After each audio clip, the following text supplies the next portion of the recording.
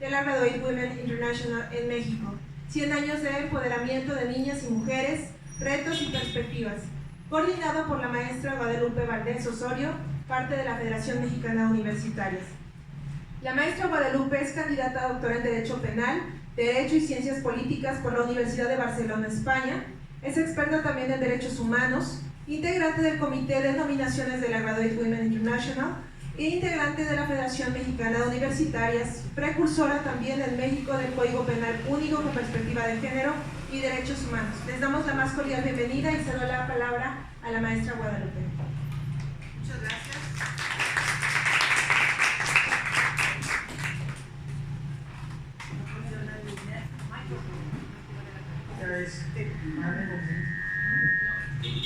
Ya está funcionando. Muchas gracias. Pues bienvenidas y bienvenidos al Museo de la Mujer. Este es su museo. Agradecemos la presencia de distinguidas integrantes de la Federación Mexicana de Universidades entre nosotras.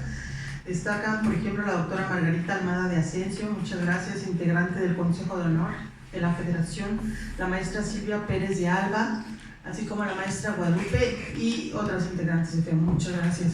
Pues quiero decirles que estoy orgullosísima de que hayan aceptado la invitación, tanto ustedes como las panelistas, porque van, ahora que yo lea una síntesis de la síntesis de su currículum, ¿verdad? Van a comprender por qué estamos tan orgullosas de nuestra federación. Y es interesante mencionarles lo que hemos hecho en la federación. Desde aquí damos el agradecimiento a la doctora Patricia Galeana, presidenta fundadora de la Federación Mexicana de Universitarias, actual embajadora de México en Colombia, porque créanme que este museo hoy día representa, ciertamente por lo que se hace aquí, las actividades tendientes al empoderamiento de la mujer. Creo que no es ninguna casualidad que el museo se encuentre en el corazón del centro histórico de la Ciudad de México, porque es aquí donde se han gestado movimientos revolucionarios e históricos muy importantes. Y creo que es aquí donde estamos generando mucho ruido, donde estamos haciendo mucho ruido de manera que personas que antes no meditaban un poco en las cuestiones de género, en las cuestiones de derechos humanos, pues lo hemos venido trabajando desde el museo con varias de las actividades que se realizan todos los días en el museo. Y entonces, bueno, para no acortar el tiempo, porque de por sí ya son varios panelistas y tenemos que escucharlas a todas, me voy a permitir presentar nada más por nombre y después introduzco su currículum a quienes integran la mesa. La maestra Glenda Heckscher, vicepresidenta internacional de FEMU, la maestra Gabriela del Valle Díaz Muñoz, vocal nacional de FEMU, la doctora Idalia Pérez Fernández Ceja, vocal internacional de FEMU, la doctora Gloria Ramírez, integrante de FEMU y representante de la Cátedra UNESCO de la UNAM, directora de la Cátedra UNESCO de la UNAM, y la maestra Nayana María Gómez Ramírez, integrante de la Federación Mexicana de Universitarias también. Muchas gracias. Bueno, muchas gracias. Bueno, la maestra Glenda Heckscher es una artista plástica con gran conciencia y sensibilidad social, lo que se ha visto reflejado en su actividad tanto estética como humana. Domina varias técnicas y materiales en escultura y pintura. Su obra pública y privada realza el patrimonio artístico y cultural de diversas instituciones y ciudades nacionales y del extranjero. Es el caso de las esculturas El Derecho y el Arte o La República, ubicadas en las facultades de Derecho y Contaduría de la UNAM respectivamente. Asimismo, sus obras han trascendido en la Universidad de Mar, en Huatulco, Oaxaca, en la Universidad Autónoma de Sinaloa y en el Archivo Histórico del Estado en Culiacán, Sinaloa, en la Universidad de Anáhuac del Sur, Ciudad de México, en museos como Museo de los Pintores Oaxaqueños, Pinacoteca del Centro de las Artes en el Parque Fundidora Monterrey, Jardín Borda, Pinacoteca del Instituto Cultural de Morelos y Centro Cultural Jaime Sabines de Chiapas, entre otros. También en espacios públicos prominentes del país, como San Pedro, Huaquilpan, Hidalgo, Paseo de la Reforma en Cuernavaca, Morelos, Plazuela de San Roque en Guanajuato, Playa del Carmen, Quintana Roo, Huatulco y Oaxaca, y en el puerto de Veracruz. Recientemente le fue solicitado a la maestra Heckscher Ramsey una réplica en pequeño formato de la escultura de Cristóbal, Antonio y Juan, la que ella entregó personalmente a su santidad el Papa Francisco. En la Ciudad de México merecen una mención especial sus esculturas situadas en Periférico y Desierto de los Leones, la del Parque Aurora en Coyoacán, así como las que se exhiben aquí en el Museo de la Mujer. La obra de la maestra Heckscher ha logrado trascender las fronteras nacionales hasta situarse en lugares como la oficina del Alto Comisionado de Naciones Unidas para los Refugiados en Ginebra, Suiza, y en Ginebra, también Suiza, en las instalaciones de la Federación Internacional de las Mujeres Universitarias, o en el Consulado General de México en Shanghái, China. Ha recibido innumerables reconocimientos y notas lauditorias, como el otorgado por la Asamblea Legislativa del Distrito Federal y el Consejo Consultivo de la Ciudad de México, y una nota lauditoria otorgada por la UNAM en sus otras actividades. En su calidad de representante de organizaciones, funge como vicepresidenta de Asuntos Internacionales de la Federación Mexicana de Universitaria, es miembro del Consejo Consultivo de la Sociedad Defensora del Tesoro Artístico de México y del Instituto y Council of Monuments and Sites. La filatelía y la asistencia pública también se han visto enriquecidas con la obra de Glenda Heckscher a través de los timbres conmemorativos del Diseño de Naciones Unidas para el Desarrollo Internacional y del Día del Árbol, así como la impresión y la circulación del billete de la Lotería Nacional, inspirado en su obra pictórica El verdadero refugio del hombre está en nuestras manos, la paz. Le doy la voz a la maestra Glenda Heckscher. Muchas gracias, queridas. Cortar las 9 décimas partes. Bueno, pues buenos días a todas. Le agradezco a la maestra Guadalupe Valdés por la organización de este evento y por la invitación a participar esta mañana.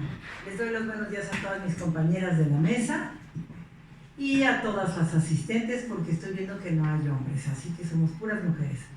Y bueno, hoy nos reúne la celebración de los 100 años del organismo internacional al que pertenecemos y del cual les voy a platicar cómo se hizo, cómo se formó, quién lo formó, etc. Virginia Gildersleeve es una mujer de la cual les voy a estar hablando a lo largo de la presentación, porque van a darse cuenta qué importante fue. Nació en 1877 en Nueva York. Estudió cerca de la Universidad de Columbia, que en 1889 abrió el Barnard College para la educación universitaria de las mujeres. Se graduó de maestra en Historia Medieval en 1900 y se doctoró en Inglés y Literatura Comparada. En 1911 aceptó el puesto de rectora. Un dato curioso es que Virginia, vamos a decir Virginia, no Virginia, es que nunca fue una militante feminista, pero en silencio, durante casi 3 décadas, allanó el camino para que las mujeres de Barnard compartieran todos los aspectos de la vida de Columbia, primero en la Escuela de Medicina, luego en Derecho y finalmente en Ingeniería. En 1918, Gran Bretaña, mientras luchaba por sobrevivir en la Primera Guerra Mundial, tuvo la previsión de enviar una misión de universidades británicas a los Estados Unidos y Canadá para desarrollar relaciones más estrechas con las universidades de todo el Atlántico. Para esta misión habían seleccionado 5 hombres y se agregaron 2 mujeres, Rose Sidwick, profesora de Historia de la Universidad de Birmingham, y la doctora Caroline Spurgeon, de la Universidad de Londres, la primera mujer en ocupar una cátedra universitaria en Gran Bretaña. Su primera anfitriona en América, que fue Virginia Gildersleeve, fue la decana de Barnard, y se han de haber caído súper bien, porque entre las excursiones a diferentes partes de los Estados Unidos, las 2 inglesas siempre regresaban a Nueva York y a Barnard. Aquí un dato importante en su biografía. Biografía 1. Virginia pinta una imagen conmovedora de su último encuentro y dice: estaba sentada, ay, creo que me levanté la mano sin querer, ¿verdad? No, seguimos, ahí estamos, perdón. Estaba sentada en un baúl en la habitación de la doctora Spurgeon en el Club de Mujeres de la Universidad cuando la conversación se dirigió a la guerra. Y Caroline dijo: deberíamos tener una asociación internacional de mujeres universitarias, por lo que deberíamos haber hecho todo lo posible para prevenir otra catástrofe de este tipo. Lamentablemente, Rose Sidwick fue víctima de la influenza que cobró tantas vidas en 1918. Spurgeon regresó a la Gran Bretaña para abordar la causa de que ella y Rose Sedgwick habían planeado juntas. Y ahí se encontró con el apoyo y el enorme entusiasmo de la profesora Winifred Clara Cullis, de la London School of Medicine. A los pocos meses, en julio de 1919, invitaron a Virginia y a sus amigas a una reunión en Bedford College, entonces la Universidad de Mujeres de la Universidad de Londres. En esta reunión, que fue bastante informal, la profesora Cullis y Virginia Gildersleeve se convirtieron en presidentas conjuntas de la nueva empresa y comenzaron el trabajo en equipo que continuó durante casi 30 años. Después de esta primera reunión, Virginia visitó a Caroline en su casa de campo en Surrey y así preparó el primer borrador de la Constitución de la IFU.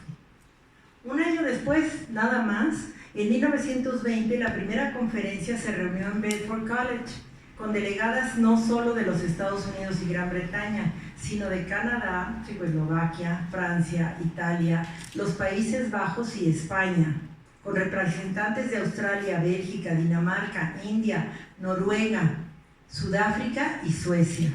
Se adoptó la Constitución de Virginia Gildersleeve, cuyo objetivo es promover la comprensión, la amistad entre las mujeres universitarias del mundo y, por lo tanto, promover sus intereses y desarrollar la simpatía y la ayuda mutua entre los países.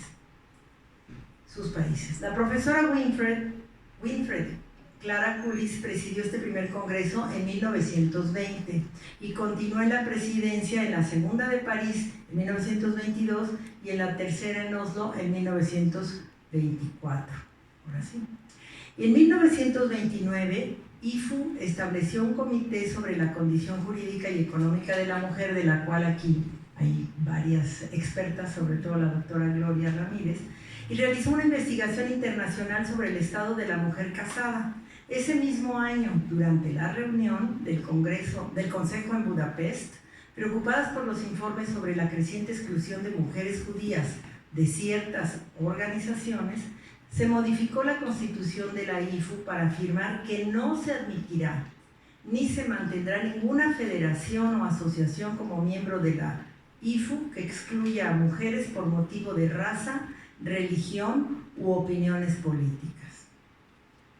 En 1939 se lleva a cabo la 8ª conferencia de Estocolmo, y es la última vez en años que representantes de Bulgaria, Estonia, Hungría, Letonia, Lituania y Yugoslavia participarán en las actividades de la IFU debido a la futura Guerra Fría.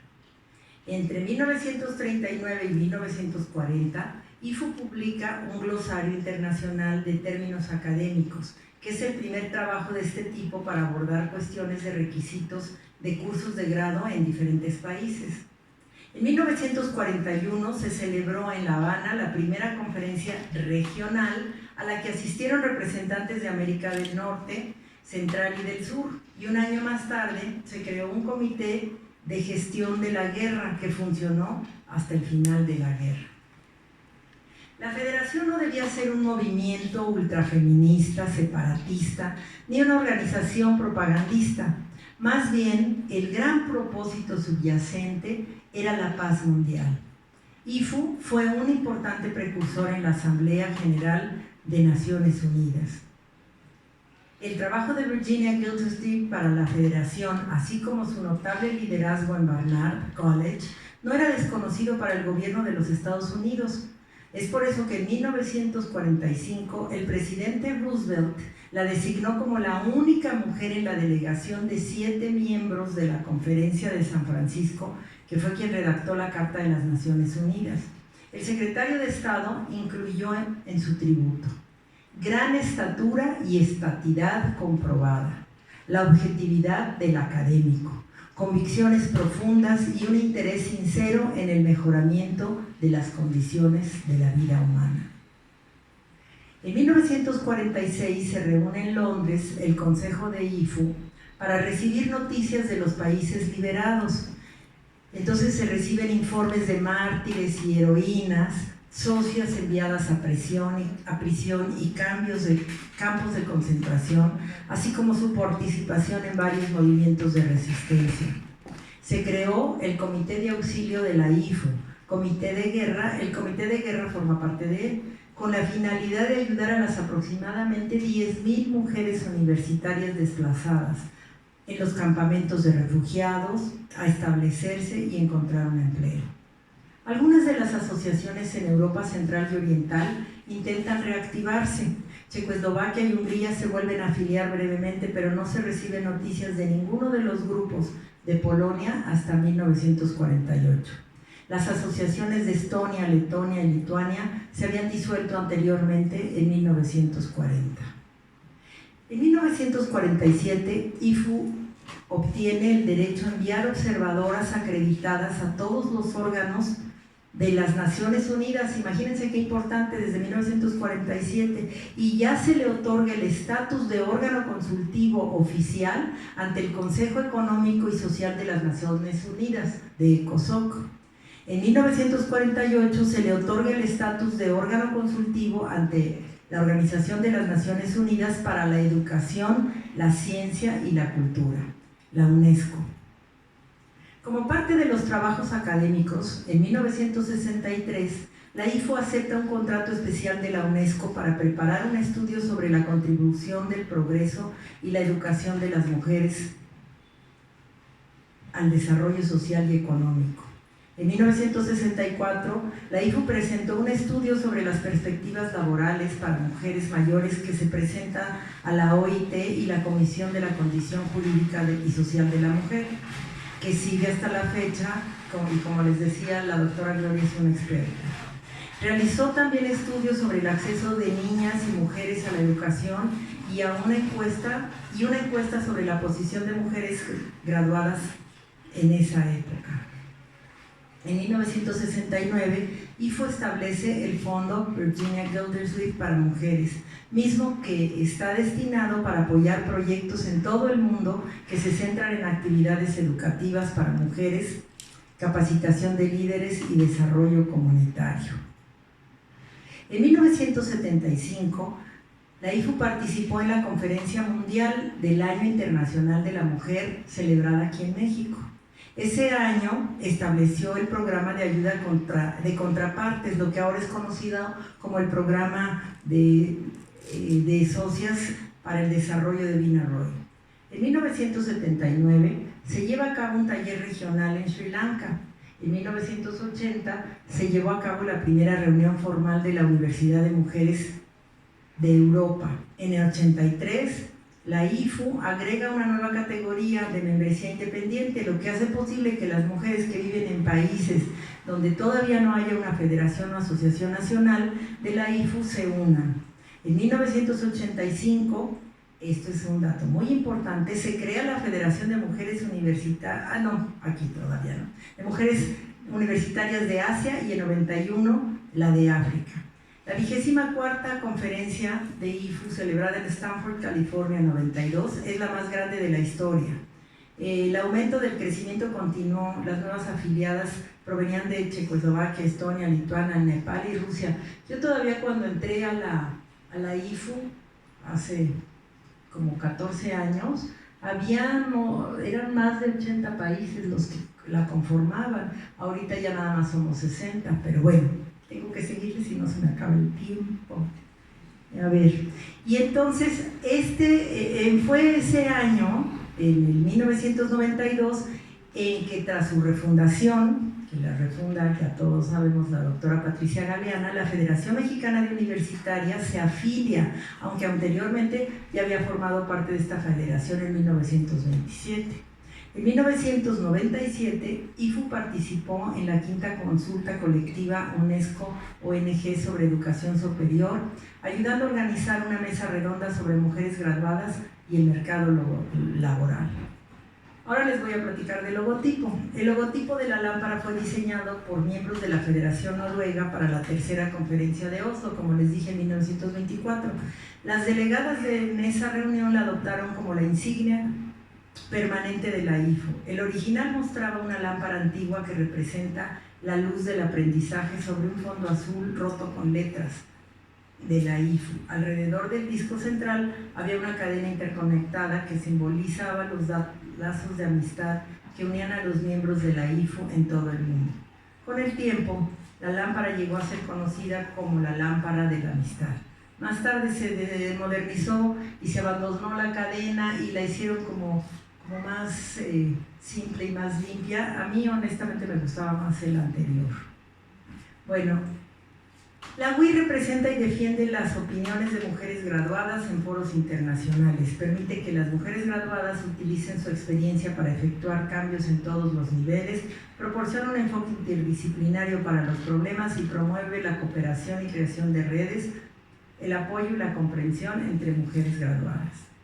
Su organigrama es una presidenta y 6 vicepresidentas. Ahorita la presidenta es Gita Desai, aunque es de la India, es de las mujeres graduadas de Estados Unidos. Las 6 vicepresidentas son de recaudación de fondos, turca, de legal y gobernanza, de Nueva Zelanda, de marketing, de Estados Unidos, membresía, de Holanda, advocacy y educación, Sudáfrica, la tesorera es Suiza y hay varios comités.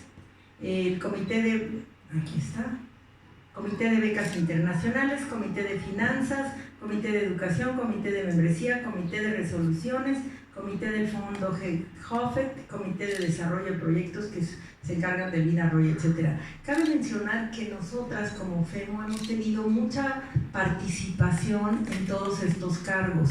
Aquí la doctora Margarita Almada fue miembro del comité de resoluciones. Bueno, la doctora Patricia Galeana fue vicepresidenta. Aquí tenemos a nuestra querida Lupita Valdés, la maestra Lupita Valdés, que es miembro del comité de membresía, de nominaciones. Y bueno, la doctora Nadima Simón estuvo en el de finanzas. Siempre hemos tenido mucha participación. Entonces, la verdad, la Federación de México está muy presente siempre. Y bueno, dejen que les cuente, déjenme ver cuánto tiempo va. Sí, rapidísimo. En 2007 se hizo la conferencia en Manchester, porque cada 3 años, al principio era cada 2, pero después cada 3 años se empezó a llevar a cabo todos estos congresos de los que les he estado hablando, y en ellos cambia la mesa directiva y se somete a votación y a las resoluciones, que luego les voy a platicar si da tiempo, de la votación, unas anécdotas de locura, y de las resoluciones también en Manchester. Ahí en Manchester fuimos una delegación de 12 integrantes de FEMU, más una compañera mexicana que llegó, que estaba estudiando también ahí en Londres, no me acuerdo en dónde. Tuvimos muchas participaciones en cursos, talleres, presentaciones. Estuvo presente, entre otras, la doctora Mary Robinson, expresidenta de Irlanda y alta comisionada de Naciones Unidas para los Derechos Humanos. La última presentación fue de nuestro país, de México, porque ahí nos dieron la noticia de que FEMU sería la sede del 30º Congreso en 2010. Bueno, fue después de 2 años de contender, de 2 años de locura, de tener que estar mandando y recibiendo correos y llenando un montón de documentos y todo. Íbamos de finalistas con Francia y Turquía y ganamos nosotras. Y bueno, también ahí ya les platicaré, cuando nos vinieron a supervisar, también hay un detalle chusco que se los platico si hay chance. Bueno, la conferencia de 2010, hasta la fecha todo el mundo dice que no ha habido una mejor conferencia que la que hicimos, ningún congreso mejor que el que hicimos aquí en México. Lo hicimos en el Hotel Meliá, que está, ya saben, aquí en Reforma junto al Caballito de Sebastián, y bueno, aquí se llevó a cabo una reunión de trabajo en la que se hizo el manual de promoción de la educación de IFU. Tuvimos una fiesta mexicana con el ballet de las mujeres del INAPAM. Bueno, todas nos vestimos con vestidos regionales. Esta compañera Esmeralda llevó a todos sus compañeras y bailaron. Bueno, estaban todas atónitas de ver señoras mayores bailando ballet folclórico, danzas mexicanas, y tuvimos también el ballet folclórico de la Facultad de Odontología que llevó la doctora Mireya Feingold. Organizamos un concurso internacional de pintura y de dibujo, y bueno, la cena de gala estuvo espectacular. Fue en el Colegio de Vizcaínas. Aquí en la foto están con el retablo, porque en estos congresos todo el mundo lleva sus vestidos regionales, y está con el retablo de la capilla del Colegio de Vizcaínas, donde nos dio la orquesta de cámara un concierto. Bueno, la verdad, lo mejor fue que todo fue gratis.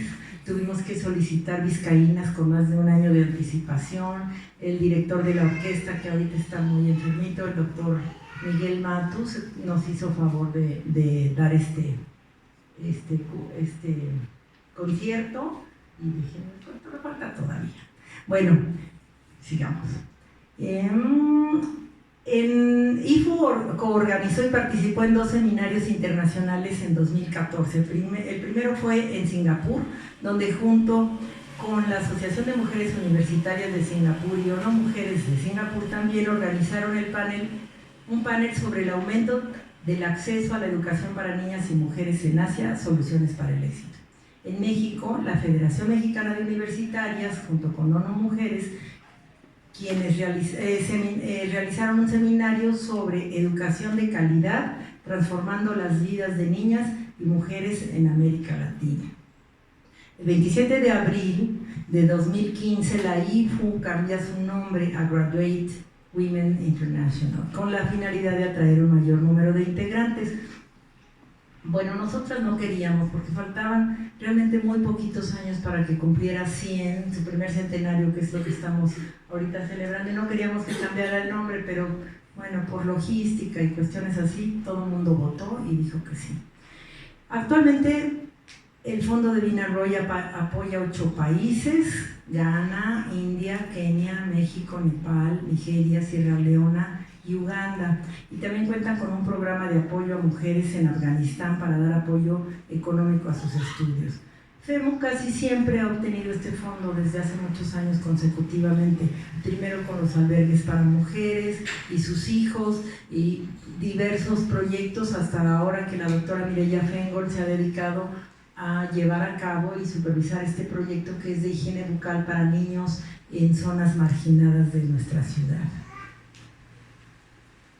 Y bueno, como conclusión les puedo comentar que es muy gratificante pertenecer a esta organización.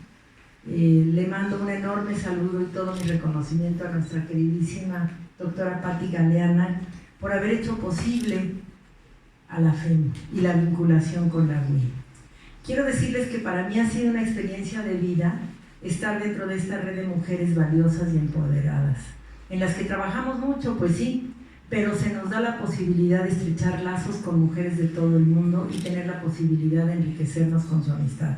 También les voy a platicar, si hay chance, otra anécdota acerca de la amistad.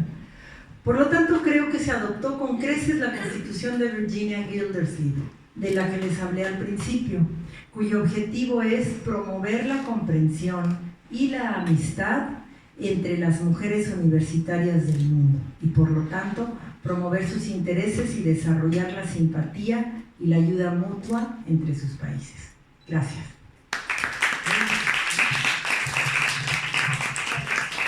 Muchas gracias por la brevedad, maestra. Te agradecemos mucho ese. Exacto. Pues sí, vemos la importancia de la IFU, de cómo se transformó a Graduate Women International, y cómo vemos el respeto a los derechos humanos en todas las actividades que se desarrollan, por ejemplo, el principio de inclusión, el principio de igualdad, el principio de no discriminación, ¿no? Y de ver que las metas generales de la organización tienen que ver con el cambio y el empoderamiento de las mujeres. Entonces, una vez dicho esto, vamos a darle la palabra. Me permito leer la síntesis, ahora sí, de la maestra Cabrera del Valle. Ella estudió licenciatura en física en la Facultad de Ciencias de la UNAM, estudios de posgrado también en la UNAM en física, es investigadora titularse de tiempo completo en la UAM, representante de la FEMU México ante la ONU en la 55ª reunión sobre el estatus de la mujer en ciencia y tecnología, También fue miembro en 2 ocasiones del Comité Evaluador del Proyecto Vinaroy de la Graduate y representante de la UAM y del Comité Organizador de los Congresos Internacionales de Avances de las Mujeres en las Ciencias, las Humanidades y todas las disciplinas.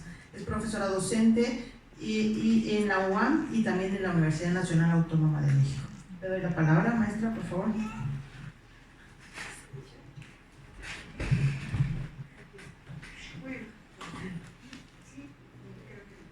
Hay que prenderlo. Muchísimas gracias, profesora Lupita, muy amable.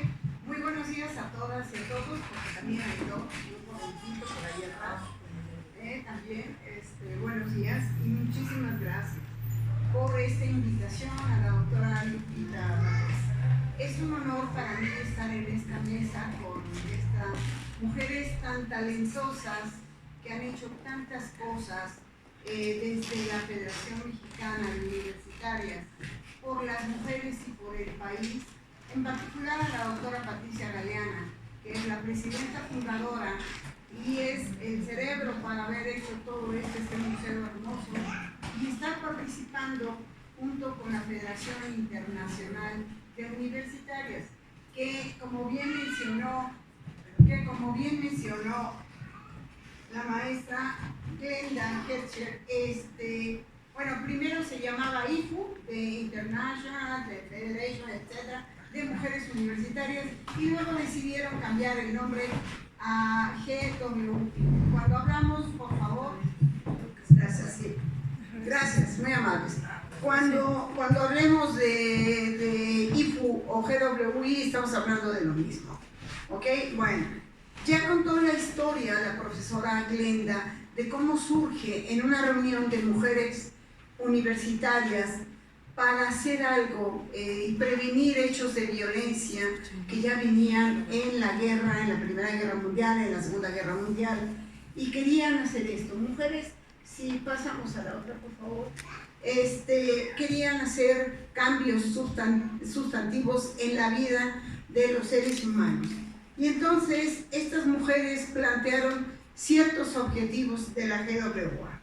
Tenían en mente representar y defender las opiniones de las mujeres graduadas o universitarias. Esto quiere decir permitir que las mujeres graduadas utilicen su experiencia para efectuar cambios de todos los niveles, como en esta mesa, que tenemos abogadas, que tenemos artistas, que tenemos médicos, que tenemos historiadores, que tenemos humanistas. La idea también era proporcionar un enfoque interdisciplinario, esto es fundamental, un enfoque interdisciplinario donde las mujeres dedicadas a todas estas disciplinas, a las llamadas ciencias duras, pero también a las humanidades y ciencias sociales, hablaran de ciertos temas y contribuyeran al conocimiento. Esta era la idea. Promueven la cooperación, la creación de redes, esto es muy importante, la creación de redes entre países, no solamente entre universidades o entre ciudades de algún país, sino entre distintos países. La que sigue, por favor. A 100 años de la creación de la GWI, su misión está fundada en 1919, por eso al año 2019 estamos cumpliendo justamente 100 años.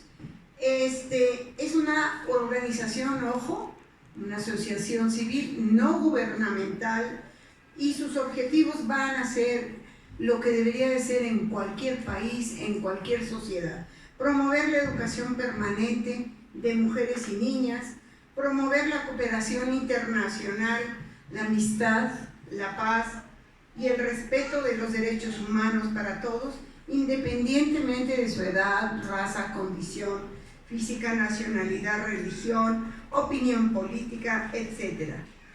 Abogar por el avance del estatus de las mujeres y las niñas. Recordemos más o menos un dato a nivel de nuestro país: el 51% somos mujeres, el 49% son hombres, y por ahí va a nivel mundial.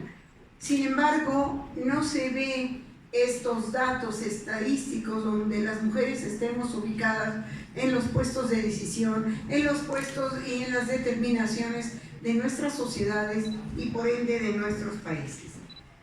La otra también misión es alentar y permitir que las mujeres y las niñas apliquen sus conocimientos, habilidades y liderazgos en la toma de decisión de la vida pública y privada. Muy bien. Para ello, ¿qué hace la IFU? Para ello lo que propone son programas de alfabetización, educación financiera y formación profesional, tutorías y talleres que promuevan las habilidades y aprendizaje de niñas y mujeres, es decir, estas mujeres con ciertas habilidades artísticas, en las ciencias humanísticas, en las ciencias sociales, toda esa experiencia de tutorías y talleres a más niñas y niños y mujeres para lograr llegar el conocimiento a todos los ámbitos. Tratan de ser, y otro punto es, tratan de hacer programas para que las mujeres estén y lleguen a los niveles más altos. Ejemplo, pues alguna presidenta de la República, alguna, ya hay, por ejemplo, presidentas en otros países. Afortunadamente, en nuestro país todavía no se da. Campañas para sensibilizar a las mujeres, ¿vale? Desafortunadamente. ¿Dije afortunadamente? Perdón. Va en contra de mí misma eso. Hago esta corrección, regreso la cinta y discúlpenme, por favor. Entonces, para que más mujeres y niñas se acerquen a los puestos de decisión y a esto. Sensibilizar a las mujeres en sus derechos. La maestra Glenda Hetcher fue muy clara al hablar de la historia de la creación anteriormente de la IFU, ahora llamada GWI. Y ya vimos cuáles eran sus objetivos, cuáles eran sus compromisos que lo siguen sustentando hasta ahora. Tomé esa foto y la fuente es la página oficial de la GWA, de la GWI. Por favor, la que sigue. Voy a callarme un poquito y no decir barbaridades para que veamos un poquito de la historia.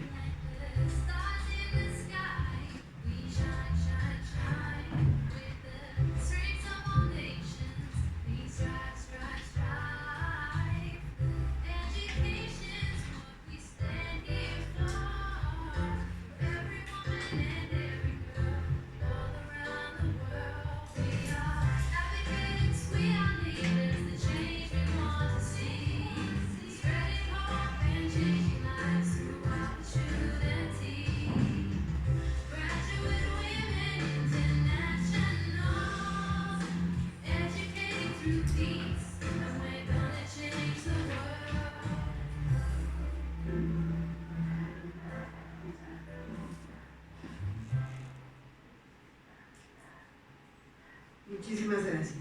La que sigue, por favor. La canción dice "Para cambiar el mundo". Una canción muy agradable y es ¿para qué se genera la GWI? Pero no solo la GWI, sino las demás federaciones en los distintos países. Y en particular la nuestra, la Federación Mexicana de Universitarias. Podemos ver que no solo tenemos afortunadamente nuestra federación, sino también hay 57 países afiliados a la GWI, donde la idea es esta colaboración, esta ayuda, estos talleres, este conocimiento transmitidos. Pero la que sigue, por favor, ahí se pueden ver, pero la anterior otra vez regresamos. Lo que podemos ver es que desgraciadamente en el mundo son solo 57 países en esta red de la GWI.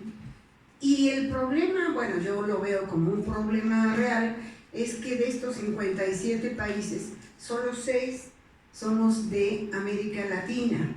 Entonces, como que nos faltaría más países de nuestra América Latina estuviéramos inmersos trabajando en la GWI, y ahora que está con un problema nacional e internacional, pero sobre todo en este instante para nuestro país, pues la migración.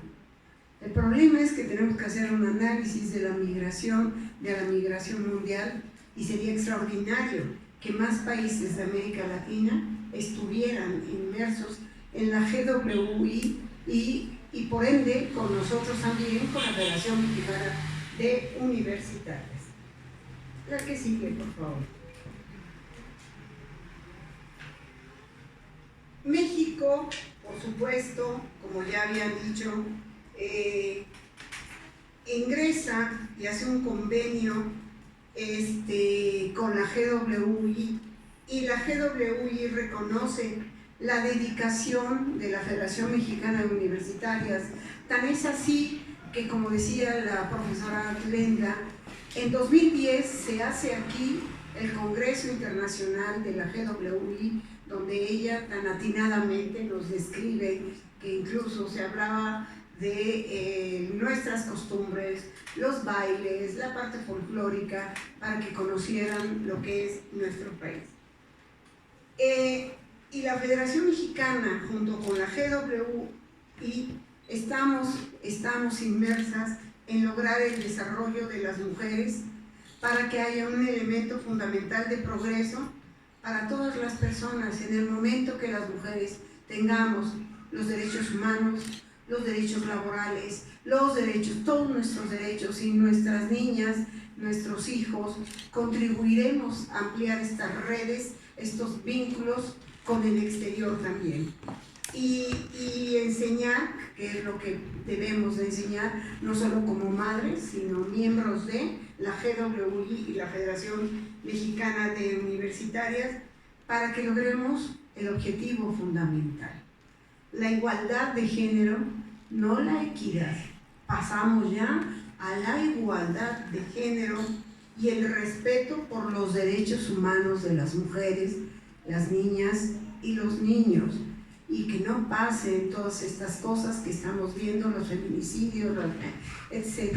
Para ello, la GWI está con nosotros trabajando con sus expertas, viendo la parte del derecho, viendo la parte de todo lo que debe ser, y empezando a analizar la migración. En este momento, la Federación Mexicana de Universitarias estamos tratando de atender, primero, ¿qué sucede? Tener una descripción clara de lo que sucede en los estados de la República Mexicana. No es lo mismo lo que pasa en Chihuahua, que lo que pasa en Chiapas, que lo que pasa en San Luis Potosí. ¿Cuál es la condición de las mujeres? ¿Cómo están las políticas en los estados, las políticas públicas y los derechos humanos? Tendríamos que unificar. Pareciera que la Ciudad de México somos como una isla en cuanto a derechos de las mujeres y derechos humanos, y en otros estados no se cumplen las mismas cosas. Pareciera que somos entes ajenas o conjuntos ajenos cuando somos un mismo país. Y de ahí analizar qué le pasa a otros países del mundo, y este es el análisis y el estudio que está haciendo la GWI y la Federación Mexicana de Universitarias de manera muy atinada, con la cabeza de una mujer extraordinaria, que es la doctora Patricia Real. La que sigue, por favor. Pues vamos a las conclusiones. En las conclusiones, cuando una asociación civil como FEMU o como la GWI Internacional cumple 100 años, representan y defienden las opiniones de mujeres universitarias a todos los niveles, sobre todo en sus derechos humanos, y promueven a las mismas en los niveles más altos, sensibilizando y haciendo de su conocimiento sus derechos humanos. Y es cuando se cumple con la generación del conocimiento y acabar con las desigualdades, y así vale la pena continuar, porque esa es nuestra obligación como seres humanos. Muchísimas gracias.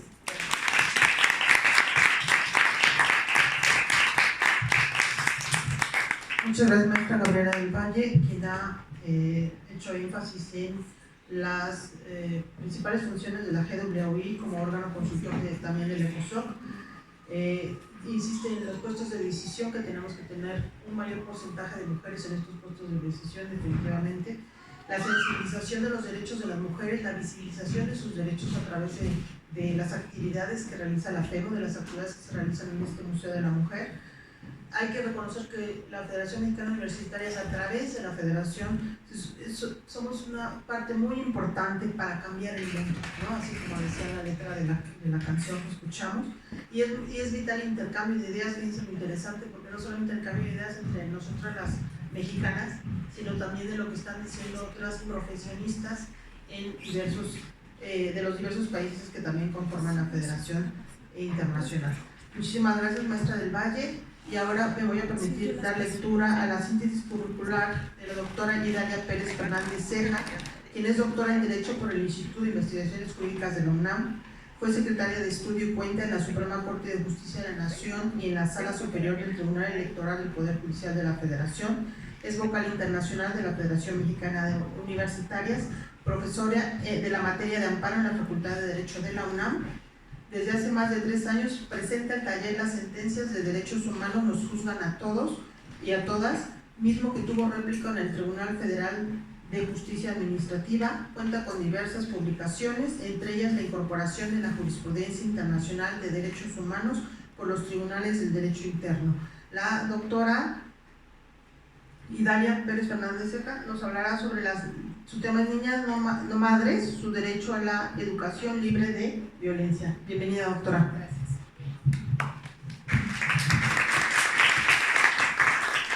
Bueno, antes que todo, muy buenos días a todas y todos, y mi profundo agradecimiento a la Federación Mexicana de Universitarias. Como dicen, hay que subirse a hombros de gigantas, yo siempre lo he visto así. Me honra mucho participar en esta federación. Ha sido y es una experiencia siempre constructiva y un reto también para pues seguir tratando de crecer a partir del ejemplo de cada una de las integrantes. Doctora Margarita, me da mucho gusto que esté usted aquí. Glenda, Gloria, Gaby, Adrián, en fin, todas amigas, caras de otras compañeras que están aquí presentes, de verdad me da mucho gusto que estén aquí. Y sobre todo, yo retomo también esto de la importancia de la presencia de la doctora Patricia Galeana como fundadora, y el trabajo y de verdad este museo también, todo lo que implica su participación y la importancia que ha tenido, me atrevo a decir siempre, en la construcción de los derechos de las mujeres en México, ¿no? Y bueno, el tema que yo voy a abordar es un tema nada amable, nada, digamos, me parece que retomando lo que ahorita comentó Gaby, ¿cuáles son los retos, ¿no? de la Graduate Women International? ¿Cuáles son los retos para las regiones que la integran, para los países a su vez, ¿no? Y las federaciones que se suman a esta importante asociación? Bueno, en efecto, la migración es uno de ellos. Creo que ese es el gran reto también ahorita que tenemos que trabajar en conjunto, en red, porque estos problemas, por supuesto que solo se pueden solucionar si trabajamos todas juntas, ¿no? En grupo y bajo la misma idea de empoderar a las mujeres y a las niñas, ¿no? No hay otra manera de hacerlo si no es trabajando todas juntas, sumando lo que consideramos que podemos aportar, ¿no? Y el tema que a mí me tiene muy inquieta, de hecho fue motivo de una charla aquí en este museo, es el del embarazo de las niñas, ¿sí? A nivel global, África tiene un porcentaje muy alto, pero desgraciadamente Latinoamérica tiene un porcentaje también muy alto. Lo dio la CEPAL, lo ha comentado UNICEF, es un problema que también ya inquieta bastante en la ONU Mujeres, y por supuesto que hay que atenderlo bajo esta idea de la educación, la importancia de la educación como uno de los derechos humanos más relevantes para los niños y niñas, y en este caso directamente en un problema que afecta a las niñas, ¿no? A las niñas. Y luego, todavía lo que es más preocupante es que dentro de la región latinoamericana México ocupa el primer lugar de embarazo de niñas entre 9 años y 12 años, lo cual nos está diciendo que también hay un problema de abuso sexual, porque evidentemente hasta esta edad no hay consentimiento, ¿no? Es obvio que deriva de la violencia en contra de las niñas, ¿no? Entonces son estas cuestiones que tenemos que ver como lo que se ha mencionado en UNICEF, un tema de justicia social, ¿no? Tenemos que visibilizarlo y tenemos que ver cómo en conjunto, en red, y desgraciadamente, como bien también mencionó Gaby, qué bueno que lo comentó, bueno, son 6 países latinoamericanos que integran la Graduate, pero por supuesto que hay que sumar, pero con ello, eso no descarta que este tipo de problemas, por supuesto que tenemos que trabajarlos en todos los países, porque sí, de alguna manera, por supuesto que pueden aportar aspectos muy positivos para erradicar ya este terrible problema del embarazo en niñas, ¿no?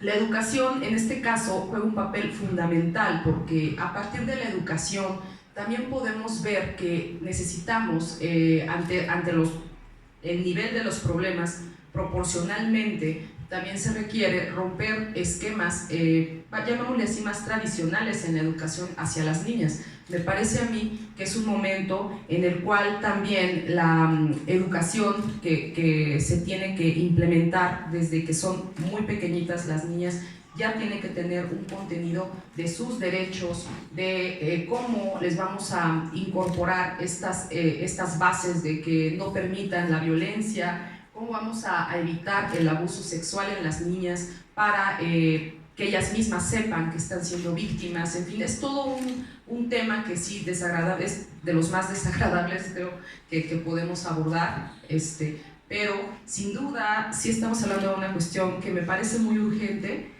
y que con la Federación Mexicana de Universitarias, por supuesto, siempre está muy inquieta y muy preocupada por estas cuestiones. Y bueno, sí, cómo vamos a implementar, a exigir mayores políticas para la educación, y ese es el verdadero empoderamiento de las niñas, ¿no?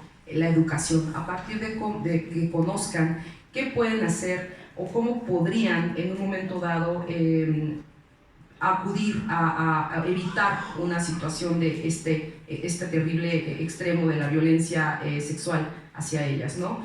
Entonces aquí es donde también es de mucho valor el que la Federación Mexicana de Universitarias tenga una presencia importante en la Graduate Women International, porque sin duda son los temas que tenemos que también empezar a colocar, son los retos, son las cuestiones que tendremos que ver cómo se van a visibilizar en estos importantes espacios, porque recordemos que afortunadamente este espacio de la Graduate tiene también una presencia importante en Naciones Unidas, ¿no? En organizaciones internacionales muy destacadas. Entonces creo que esto es lo que también tenemos que enfatizar, ¿no? Y lo que también tenemos que ver ante estas cuestiones son las estrategias, ¿no? También, ¿qué estrategias se pueden implementar a partir de asociaciones tan importantes como la Federación Mexicana de Universitarias y a su vez la Graduate, la WI? Pues bueno, hay unas campañas que están surgiendo, por ejemplo, de niñas no madres, y todas estas cuestiones que sí ha sumado mucho Latinoamérica, en países que están trabajando muy fuerte en ello, como Argentina, como Chile, que tienen unas campañas interesantes al respecto. Y bueno, será cuestión de ver cómo vamos a poder sumar estrategias, ¿no? Para que a partir de la educación, o sea, insisto esto, la base tiene que ser la educación, y ya de ahí partir hacia lo demás, ¿no? Porque sí es sin duda un tema que es el tema de interés superior del menor, o de la menor en este caso, que es un derecho humano reconocido, que ha sido desarrollado en progresividad en todos los espacios que se refieren a los derechos humanos de las mujeres y niñas. Por supuesto que el tema del interés superior de las niñas está siempre debe estar por delante, antes que cualquier otro tipo de política que también sin duda son importantes, pero aquí sí, por supuesto, en atención a un interés superior de la menor, la cuestión de evitar los embarazos en las niñas. Por supuesto que es un tema de emergencia, y en países como México sí es un tema de emergencia nacional, ¿no? Que tenemos que, y reitero, colocar, ¿no? Ya la ONU también ha dicho que la imposición de un embarazo ya se puede hacer semejante a la tortura, ¿no? Ahora, si a esto le sumamos que es una niña, ¿no? Estamos hablando de niñas entre 9 y 12 años que en nuestro país y en países latinoamericanos están dando a luz a otras niñas, a otros niños, ¿no? Entonces, además, no solamente es un tema de la salud de sus propios cuerpos, porque evidentemente no tienen todavía la madurez física, mucho menos todavía emocional para semejante situación. No solamente es eso, sino que también, por supuesto que, insisto, son víctimas, ¿no? Entonces, creo que a partir de el tema del empoderamiento de las niñas y de la educación y todo esto que vamos a ir sumando, pues sí, tenemos que tener esta claridad en los retos, ¿no? Los retos. Yo sí colocaría dentro de lo que viene, ¿no? Hemos visto la historia, la importante historia que nos platicó Glenda de lo que era la IFU y ahora la Graduate Woman. Por supuesto que nos dice mucho de la fuerza que tienen estas asociaciones, pero también porque precisamente han ido en avanzada, siempre han estado mirando cuál es la problemática y cómo podemos ir fortaleciendo de acuerdo a los tiempos, ¿no? De acuerdo a los contextos históricos.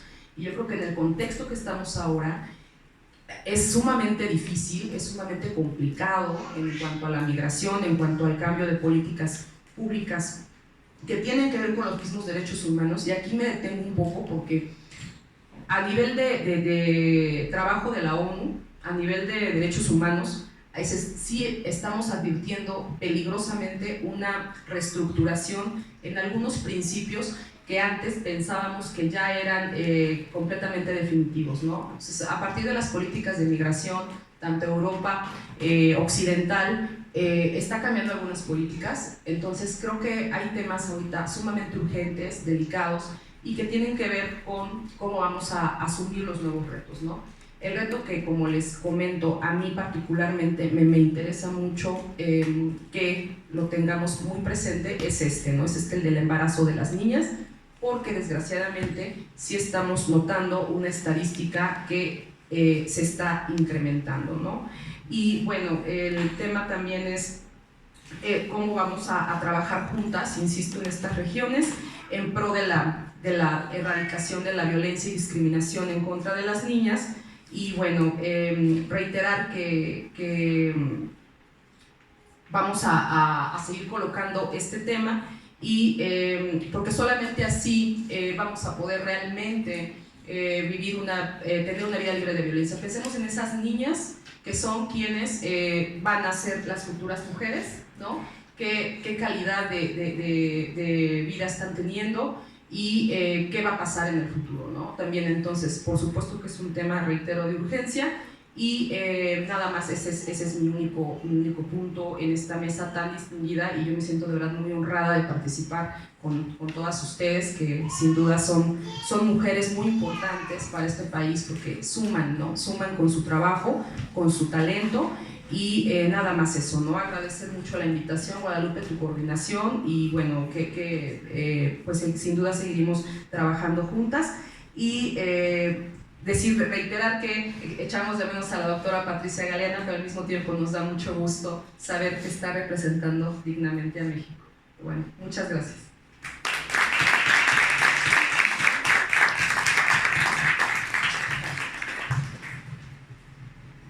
Muchas gracias, doctora Idalia Pérez Fernández Ceja, por su intervención, donde ha destacado la preocupación constante del embarazo de niñas en México. Es un tema de justicia social, y definitivamente que mirar las políticas públicas viables para la prevención del embarazo en niñas, pero sobre todo la prevención de comisión de delitos como el abuso sexual infantil, puesto que revelan esa estadística que te presento, que en primer lugar que tenemos en México revelan que no es una relación consentida, sino que es un abuso sexual infantil al que estoy segura nos abocaremos en las tareas de la Federación Mexicana de Universitarios. Desde aquí también me permito saludar a la doctora Mireya Feingold, presidenta ejecutiva de la Federación Mexicana de Universitarias. Nos da gusto contar con su colaboración también. Y voy a permitirme dar lectura al currículum de la doctora, muy breve, del currículum de la doctora Gloria Ramírez, a quien agradecemos su presencia. Es integrante de la Federación Mexicana de Universitarias, doctora en Ciencias Sociales por la Universidad de París, Francia, cuenta con especialidad en Historia y Sociología del Trabajo por esa misma universidad. Es maestra de Sociología en Planificación del Empleo y Educación, maestra en Formación y Trabajo y doctora en Ciencias Sociales por esa universidad. Diplomada en Derechos Humanos por diversas instituciones, pionera en introducir los derechos humanos en planes y programas de estudio en la Facultad de Ciencias Políticas y Sociales de la UNAM, y le fue entregado el premio Carrillo Puerto en 2017 por el Senado de la República. Cuenta con diversas publicaciones, entre ellas La Tarea Pendiente, recomendaciones emitidas por el gobierno mexicano en materia de educación, capacitación, formación e información de derechos humanos, o México ante la CEDAW, seguimiento, balance y desafíos de las recomendaciones sobre derechos humanos de las mujeres. Ella nos va a hablar sobre una parte de los caminos de la educación para la paz, no violencia e igualdad en las instituciones de educación superior en América Latina y México. Muchas gracias, doctora, por haber aceptado la invitación.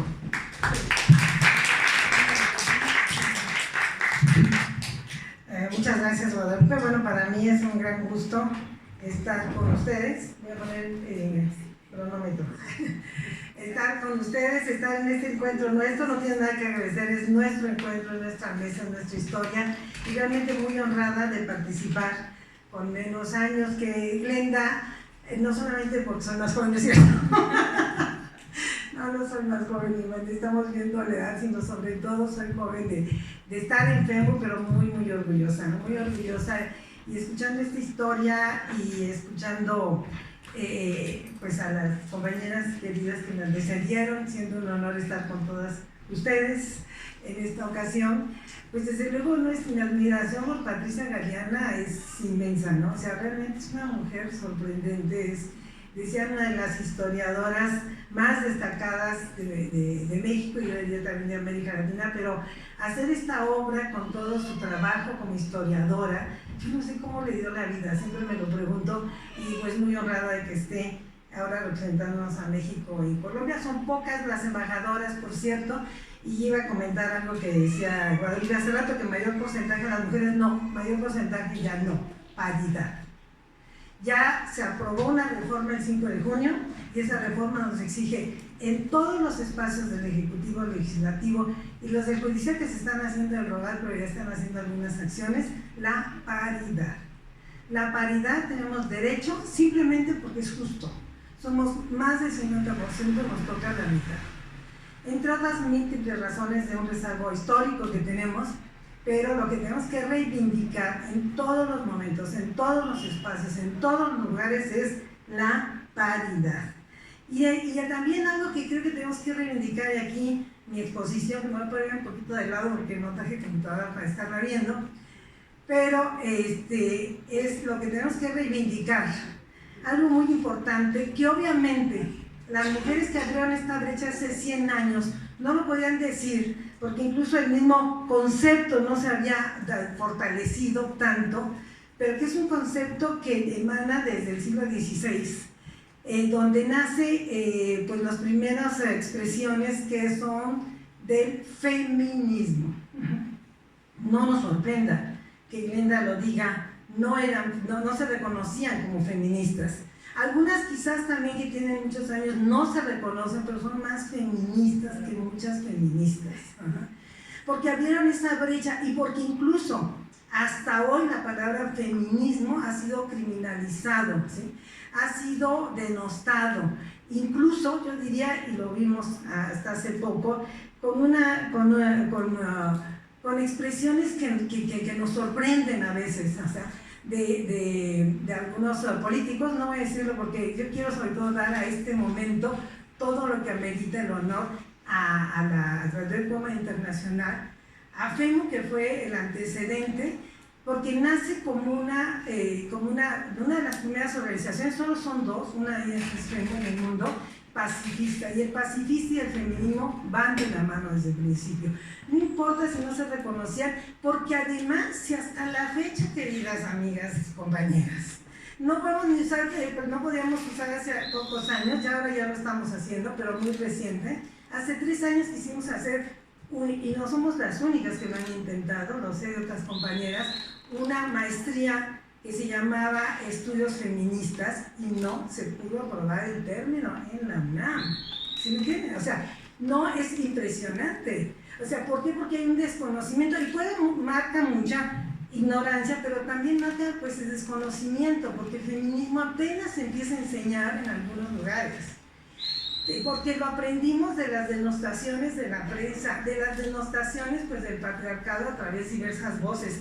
Y muchas no se reconocen siéndolo. Ajá. Y yo lo que quiero decir, ahora que voy a estar en Ginebra en estos 100 años, es decirles a todas ellas y reconocer el feminismo que nos dejaron, que no se podía hablar, pero no solamente en esa época, estamos hablando de 1919, estamos hablando después de la Segunda Guerra Mundial, inclusive muchos años después en el siglo XX. Porque acuérdense además que estas mujeres que llegan, y además la primera rectora, 1911, pues en la UNAM no tenemos una rectora todavía. Entonces lo que yo quiero decirles es que tenemos que descolonizarnos, tenemos que ponernos no solamente los lentes de género, sino aprender a desaprender. Y eso es lo que yo quiero comentar en Ginebra. Y por eso además estoy investigando, por eso no terminé mi ponencia todavía, bueno, voy a fin de mes, pero sí quiero decirles que la voy a presentar de 3 partes. La primera va a ser, y aquí, no sé si me preparo un tantito, no sé, lo digo por mí. La primera será sobre el origen de la educación con perspectiva de género. Y entonces digo, bueno, ¿dónde está el origen de la educación con perspectiva de género? ¿Dónde está el origen de la enseñanza de la perspectiva de género? ¿Dónde está el origen de la enseñanza de la igualdad? Pues de veras le están buscando en la historia, pero yo diría, me he ido a cantidad de libros y dígame, pues la historia de la educación, ¿no? ¿Qué encuentro, no? Pues los padres de la pedagogía, de la educación, que tuvo, por cierto, al parecer la pedagogía de la educación ha tenido varios padres, ¿sí? Miren, veamos algunos de ellos. Vamos, por ejemplo, como mi tema es educación para la paz, no violencia y educación y género, pues entonces vamos con algunos de ellos. Por ejemplo, vamos a ver Jan Amos Comenius, 1592, siglo XVI. Se dice que es el padre de la educación para la paz, quien va a sentar precisamente la educación para la paz como una gran propuesta educativa, ¿sí? Comenius, que era checo, se habla como el padre de la educación, fue teólogo, filósofo, pedagogo, nacido en la República Checa. Acuérdense que una mujer que podía manifestar en algún momento, estamos hablando del siglo XVI, pero vamos, la Edad Media, las brujas, o sea, si sabían conocimientos, es que eran brujas si eran mujeres. Si eran novios, eran sabios, ¿no? Y bueno, y también los envenenaban, ¿no? Como sabemos de algunos de ellos, ¿no? Entonces, vamos a ver otro de los padres de la pedagogía. Bueno, ¿qué les cuento de educación? Pestalozzi. Yo estudié, mi primera carrera fue educadora. Y a nosotros nos hablan de Pestalozzi, que además va a formar a Froebel. Que Froebel va a ser el padre de la educación preescolar y Pestalozzi el padre de la educación. Defendía la individualidad del niño y la necesidad de que los maestros fueran preparados para lograr un desarrollo. No consideró nunca habló de la mujer. No nos sorprende. O sea, nosotros no éramos ni siquiera, no digamos ciudadanas, o sea, no existíamos nosotros. Aunque los antecedentes del feminismo encontramos nosotros de destacadas mujeres y hombres muy pocos, pero sí encontramos quien hablaba de esa situación tan grave de la mujer. Veamos otro de los padres de la educación. ¿Seguimos? Bueno, el padre de la educación preescolar, Froebel, publica la obra La educación del hombre. Bueno, además acuérdense que nosotros no tuvimos derechos hasta el siglo XX, ¿sí? Como tales. ¿Qué mujeres podían llegar y acceder a la educación? Solo las mujeres que tenían recursos, que venían de una familia aristócrata, una familia burguesa. Pues Froebel fue considerado el precursor de la educación parvularia, el primero que incluyó a la mujer, pero ¿saben cómo? la importancia de la mujer maternal en la educación, la importancia de la mujer maternal en el aprendizaje y desarrollo de los niños, como madre, como cuidadora y como reproductora. Pero ya es ganancia, porque él sí la mencionó, si me dices que hacía algo cuando menos, ¿no? ¿Sí? Y vamos a seguir. Bueno, ¿quién les cuento de Juan Jacobo Rousseau? ¿Sí? Que dijo, la mujer debe ser pasiva y débil. Las mujeres están hechas precisamente para complacer al hombre.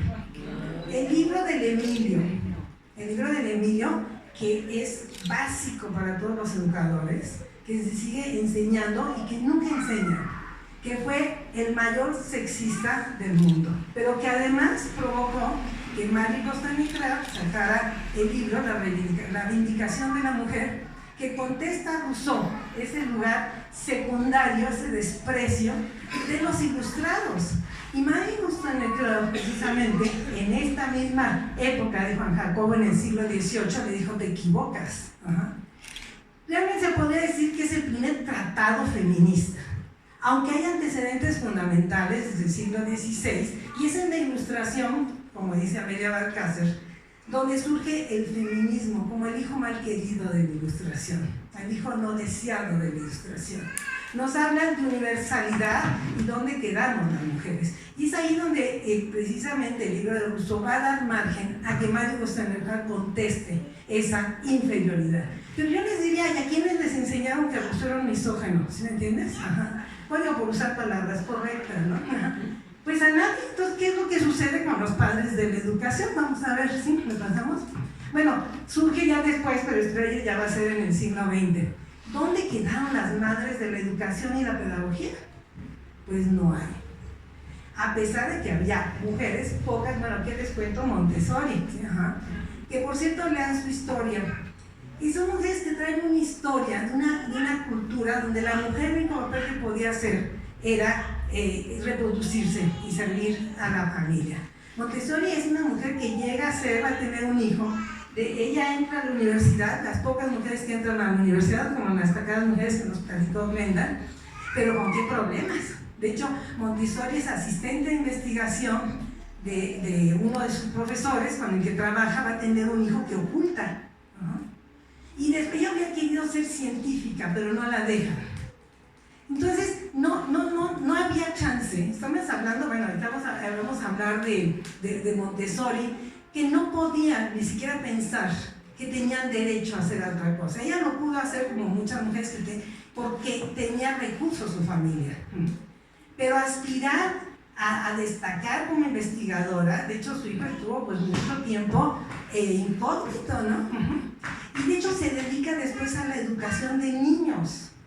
Y obviamente pues no de niños a niñas, ¿verdad? ¿Sí? Pero nadie les va a visibilizar, ni siquiera se preguntaba. Ella sabía que por su competencia y sus recursos económicos, no hay que decirle, pudo llegar a otro nivel. Bueno, Gabriela Mistral hizo cosas muy lindas, y Gabriela Mistral sí incorporó el pensamiento de las mujeres. Por cierto, hay una frase que está en un lugar de exterminio en Chile de mujeres y de hombres de la dictadura, y es un gran jardín. Y le pusieron a ese jardín una frase de Gabriela Mistral, decía: todas iban a ser reinas. Se me enchina el cuerpo cada vez que la recuerdo. Porque ¿cuántas iban a ser reinas?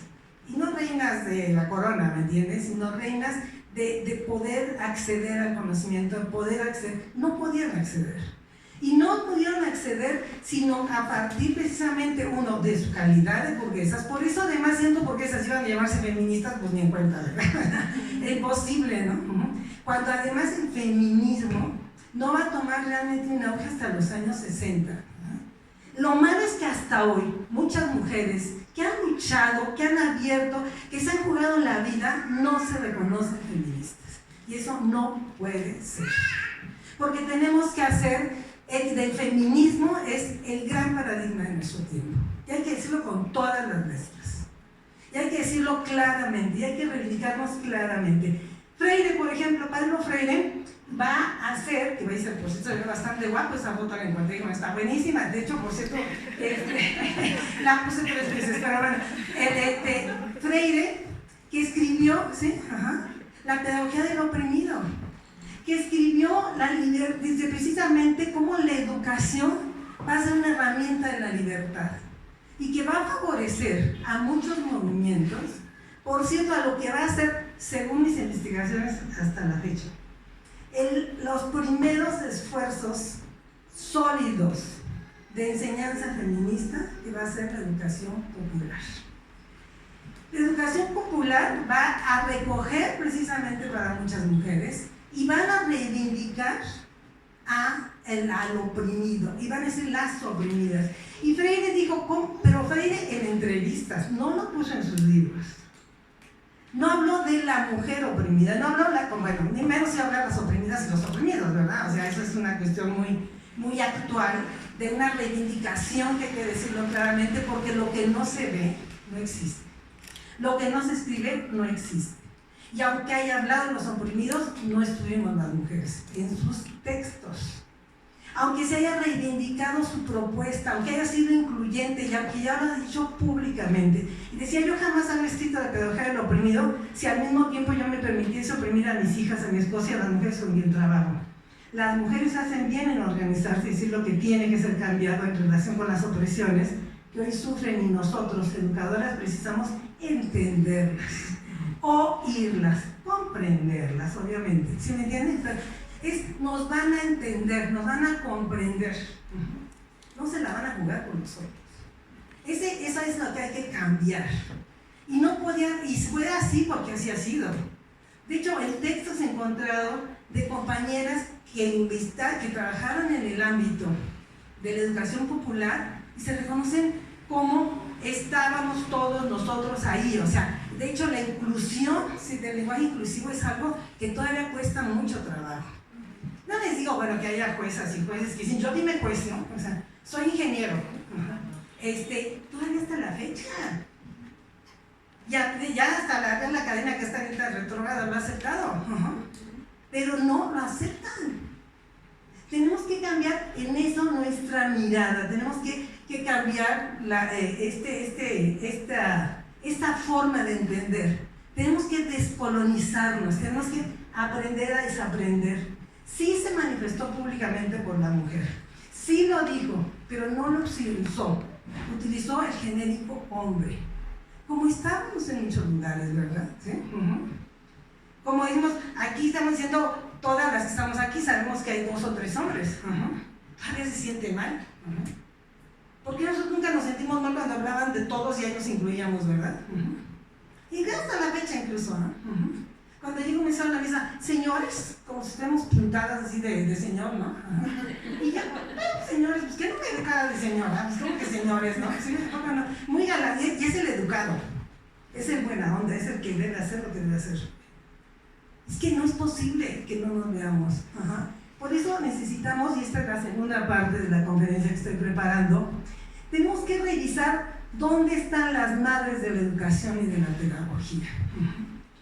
¿Por qué no visibilizaron a la mujer como con todos sus términos?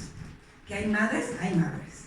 Y yo creo que las madres de la educación desde perspectiva de género, y esto es una cuestión que lo pongo sobre la mesa, pero que tenemos todavía que fundamentarlo, son las mujeres que empezaron a organizarse y a trabajar desde el feminismo popular en las colonias para meter agua, para conseguir luz, para hacer una escuela, siempre pensando en los otros, no pensando en empoderarse todavía. El empoderamiento es muy reciente, sino pensando en los otros, y entonces nos formamos como mujeres.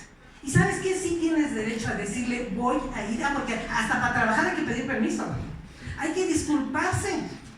O sea, digo, y todavía hasta la fecha, ¿no? Vemos a veces con las trabajadoras del hogar, ¿no? Me dio permiso de venir, o si viniste a trabajar, nos vamos a reventón, ¿no? Se va a trabajar y tiene que dar permiso de trabajar, ¿no? A ver si me sacan. O sea, a ver si lo único que quieren a veces es que las saquen a pasear, ¿no? Como si fueran perritas. Con una cadena tenemos que descolonizarnos, tenemos que revisar todas esas ataduras y aprender a desaprender. Y en este marco, que ya no lo puse por escrito, tenemos que revisar incluso cómo pasa el discurso. Por ejemplo, se habla de que existen miles, y digo miles, de mujeres que son golpeadas. Algunos hablan de 4, algunos hablan de 6 mujeres, en todo caso golpeadas por sus maridos. Y lo escuchamos. Pero ¿por qué no dicen luego golpeadas por sus 80 mujeres golpeadas por sus 80 maridos? ¿Por qué no mencionan a los maridos? Hablan de mujeres asesinadas. Decimos miles de mujeres, hay tantas 10 mujeres asesinadas por feminicidio. ¿Y por qué no dicen cuántos hombres hay detenidos? ¿Cuántos agresores están juzgados? ¿Dónde están esos hombres? Hablan de mujeres embarazadas, de adolescentes embarazados, pero no hablamos de los niños y de los adolescentes y los hombres que embarazan a esas mujeres. De entre esos, ¿cuántos son de su familia? De entre esos que los embarazos de adolescentes son violaciones. De entre esos tenemos también el matrimonio infantil. ¿Cuántos adultos mayores, iba a decir viejos, pero lo voy a decir incorrectamente, adultos mayores, se están casando? No los hablan, como si eso fuera un asunto nada más nuestro. Y eso es un problema. Y es así como está tomando el propio Estado mexicano y así como está tomando las instituciones. Porque han hecho la violencia un problema de la mujer, no un problema de la sociedad, no un problema de los agresores. Por eso tenemos que cambiar nuestra mirada, nuestra visión. Y yo quiero terminar. ¿Cómo voy de tiempo? Ay, no. Híjole, pero casi. Quizás me pase un minuto. Quiero terminar muy rápidamente con algo que no me va a llevar mucho tiempo, porque lo conocen ustedes muy bien. Y es el museo. Yo sí quiero ver que vean nuestro museo. Que vean nuestro museo, pero construido desde nuevas miradas. Desde un largo camino, no solamente de la pedagogía, sino yo quiero ir a enseñar, y voy a hacer un video, por cierto, en FEMU, nuestro museo, para mostrar rápidamente, bueno, qué es el feminismo, para mostrar que necesitamos visibilizar nuestra historia y lo visibiliza nuestro museo. Que nuestro museo da cuenta de esa historia de mujeres, desde las culturas más antiguas, y que habla de son mujeres que llegaron a decir: yo por mi sangre les formaré un patrimonio a mis hijos, y se la jugaron.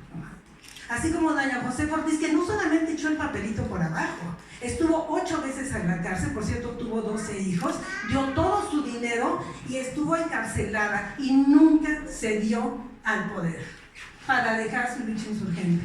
Entonces voy a hablar de estas mujeres, voy a hablar de este museo, voy a hablar de cómo pasa su historia, cómo se enseña a través no solo de lo que ustedes ven y conocen, sino también que tenemos otra mirada. Y esa mirada se dice feminista.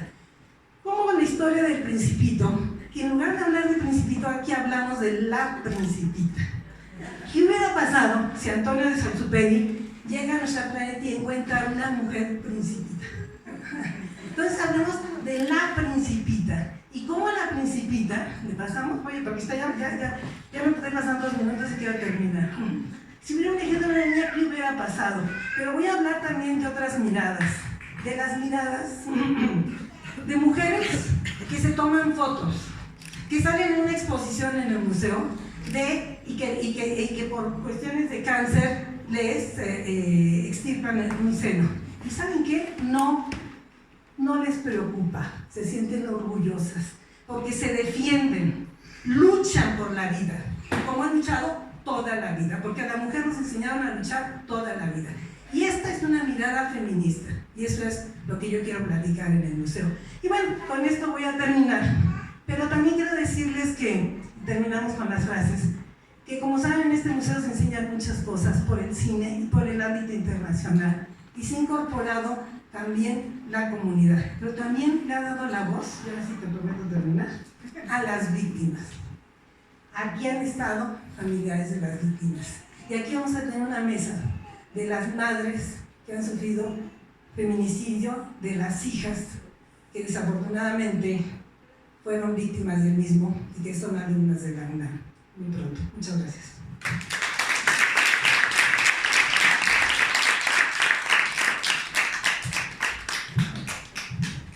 Muchísimas gracias, doctora Gloria Ramírez. Siempre es un gusto escucharla. Se aprende mucho con la doctora, definitivamente.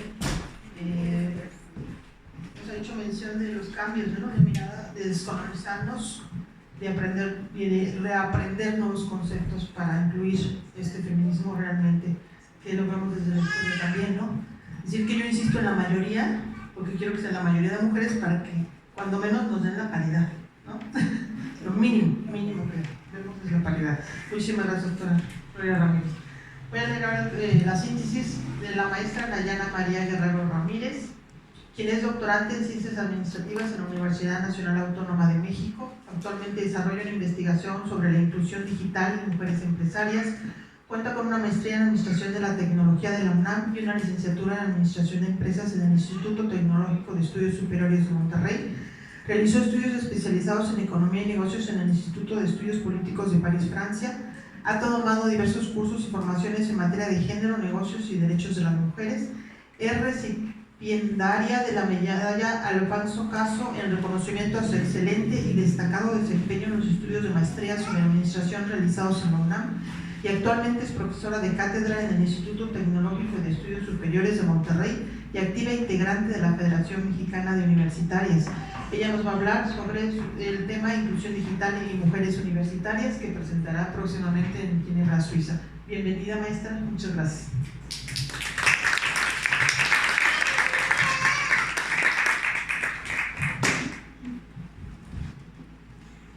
Bueno, pues antes que nada yo quisiera agradecer a la doctora Patricia Galeana, a la Federación Mexicana de Universitarias y desde luego a la doctora Guadalupe Valdés por coordinar este evento.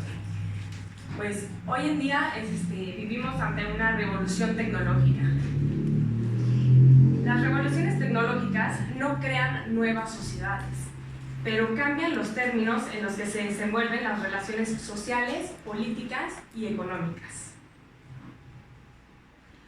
Hoy, el 65.8% de la población de 6 años o más en México es usuaria de Internet, esto de acuerdo al INEGI con datos del 2018. Y de esto, más o menos el 50% de las y los internautas son mujeres y el otro 50%, como 48.5%, son hombres. Entonces, si nos basamos en lo que dice el INEGI, podemos decir que no existe una brecha digital de género. Pero vamos a ver un poco más allá de estos datos que están de forma general. Entonces, tenemos que analizar si hablamos de brecha o de brechas digitales. La primera brecha digital se centra en la infraestructura tecnológica, y ahí podemos ver cómo hace unos meses, en mayo, el presidente López Obrador indicó que el 20% del país está conectado únicamente. Entonces, si nos ponemos a analizar, pues esta brecha digital se puede solucionar de una forma un poco rápida, es decir, aumentando los puntos de conexión en todo el país. Entonces, así ya disminuimos, se acaba la brecha, pero se acaba esta primera brecha, que es una brecha donde se está totalmente enfocada en infraestructura tecnológica. Pero más allá de esta brecha digital, hablamos hoy en día de otra brecha digital, de la segunda brecha digital, que es la brecha digital de género, que es aquella que afecta a los usos, tanto a su intensidad como a su variedad, y está a su vez relacionada con la capacidad y las habilidades de los individuos para utilizar ordenadores e Internet. Entonces, la brecha digital de género se define como la diferencia entre hombres y mujeres en el acceso, uso y creación de las tecnologías de información y comunicación. Es decir, ¿cómo que hombres y mujeres hacemos un uso diferente? Sí, es lo que vamos a ver más adelante. En cuanto al acceso, entonces dijimos acceso, uso y creación. En cuanto al acceso, no existen estadísticas que estén desagregadas por sexo en la entidad urbano-rural en la encuesta nacional sobre disponibilidad y uso de tecnologías de información en los hogares, esto del año pasado. Es decir, nosotros no podemos saber si las mujeres rurales de qué edad a qué edad tienen acceso a Internet. Esta encuesta pues no refleja más que de forma agregada si los hogares disponen de una computadora, si tienen conexión a Internet, si sabemos si tienen un televisor digital, un televisor de paga. Entonces, como lo muestro de forma general, de forma agregada, pues las estadísticas agregadas esconden pues estas grandes disparidades de género. Seguimos en cuanto al acceso. Es decir, de acuerdo al Global Gender Gap Report del 2019, de este año, es importante saber pues, quién paga el teléfono móvil, quién posee un teléfono móvil. Las barreras más importantes que obstaculizan la posesión de teléfonos móviles y el uso de Internet móvil entre las mujeres son los puntos que vemos a continuación. Si lo puedes pagar o no, la asequibilidad. Y ahora, ¿cómo voy a poder pagar un teléfono móvil si existen brechas salariales de género? ¿Cómo voy a poder tener acceso a Internet, que hoy en día sabemos que todo el mundo hace uso de Internet, de las cuestiones digitales para poder estar sumergidos en la actualidad, si no tengo autonomía económica? También, bueno, si no sé cómo utilizar el dispositivo, es decir, la alfabetización digital, las habilidades digitales también, los estereotipos en cuanto a las carreras de ciencias, tecnologías, ingeniería y matemáticas. La percepción de la falta de relevancia. No, ¿sabes qué? Eso de la tecnología, yo soy muy mala, a mí no me importa, a mi hijo me resuelve la vida. Las preocupaciones relativas a la seguridad personal. No, ¿para qué? Yo no quiero estar en Internet porque es que hoy en día, pues imagínate, pones tus datos y te roban todo. Y también, pues desde luego, en cuanto a la protección de la información. La asequibilidad, en particular, de los dispositivos móviles es la principal barrera, es decir, el costo, si puedo pagarlo o no, para la posesión de teléfonos móviles, mientras que la alfabetización y las habilidades digitales son factores más determinantes que limitan el uso de Internet entre quienes conocen su existencia. Entonces, bueno, en México también una cuestión es que solo el 26% de las escuelas tienen acceso a TICs. Entonces, ¿quién está enseñando tecnología? Si uno de los problemas es que no se utiliza una computadora, bueno, pues, pero entonces únicamente el 26% de las escuelas tienen acceso a las TICs. Entonces, ¿cómo enseñas a utilizar una computadora? ¿Con un libro? Pues no, tienes que aprender a usarlo, bueno, con un libro, pero también de forma práctica. Entonces, también, bueno, pues hay que revisar si hay profesores pues, capacitados para enseñar en TICs. Dijimos acceso, uso. Entonces, vamos al segundo punto. Según la misma encuesta, vemos que proporciona valores absolutos, como lo acabamos de ver. Y bueno, incluso cuando las mujeres tienen un teléfono móvil, utilizan menos los servicios móviles que los hombres. Ese es el caso de casi todos los países de ingresos bajos y medios. Aquí se ve, no sé si se llega a ver, pero bueno, aquí podemos ver los usuarios de Internet según sus principales usos entre 2005 y 2018. Yo estoy recuperando una vez más, subrayo estos datos de la encuesta en Duty, que es del año pasado y es la más reciente. Esto lo sacan de la página del INEGI. Y una vez más vemos que son valores absolutos por año. Podemos ver el uso para ventas por Internet, por ejemplo. O sea, ¿por qué utilizo Internet? Pues para ventas por Internet o para obtener información, pero es de forma absoluta. Es decir, de aquí no hay de forma diferenciada entre hombres y mujeres.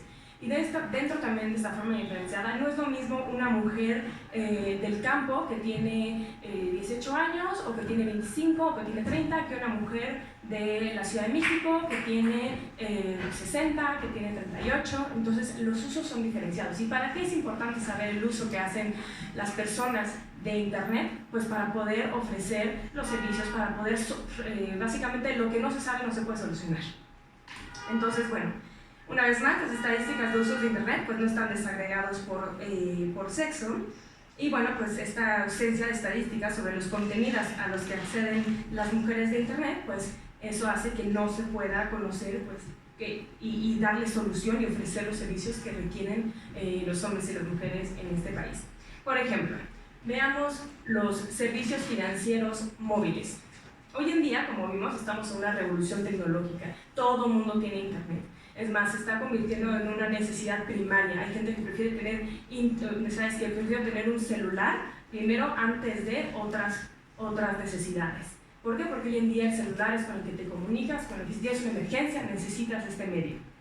Entonces, bueno, los servicios financieros móviles, es decir, a través de mi celular, yo necesito hacer transferencias, cuestiones relacionadas con el banco a través de estos dispositivos.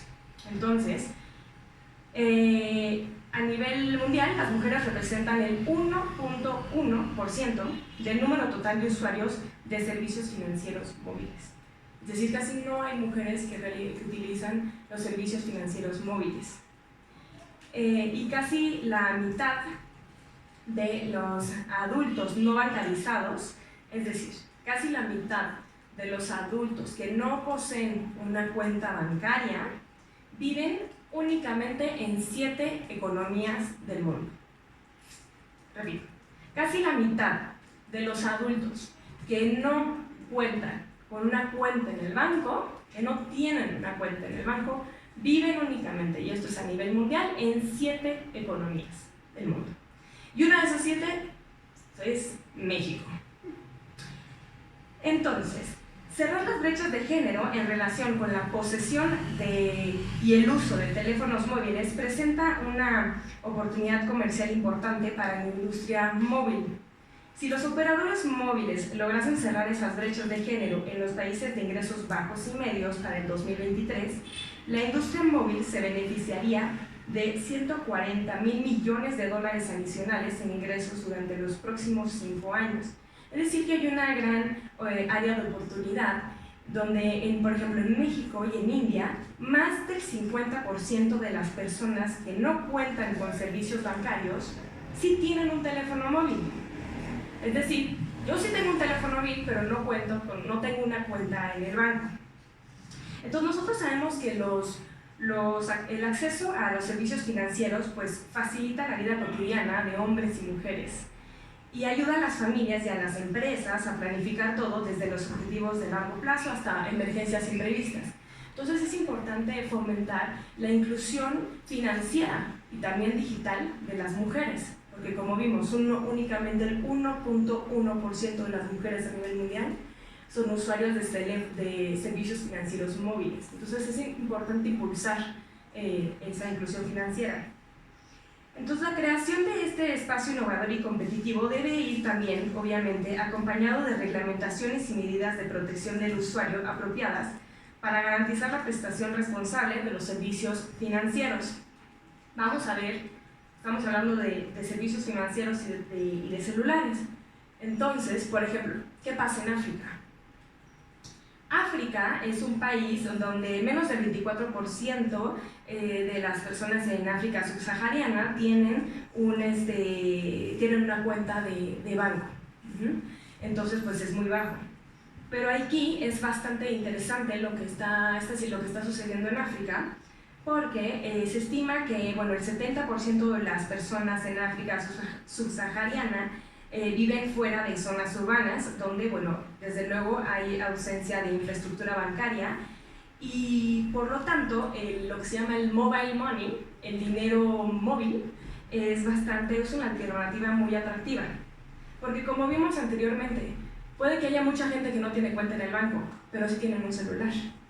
Y entonces esto lo identificaron en África y lo que decidieron hacer es, sabes que si hay lugares, si hay red, no estoy hablando que haya los teléfonos inteligentes más vanguardistas como en Hong Kong, no, pero sí hay teléfonos móviles donde puedes mandar un SMS.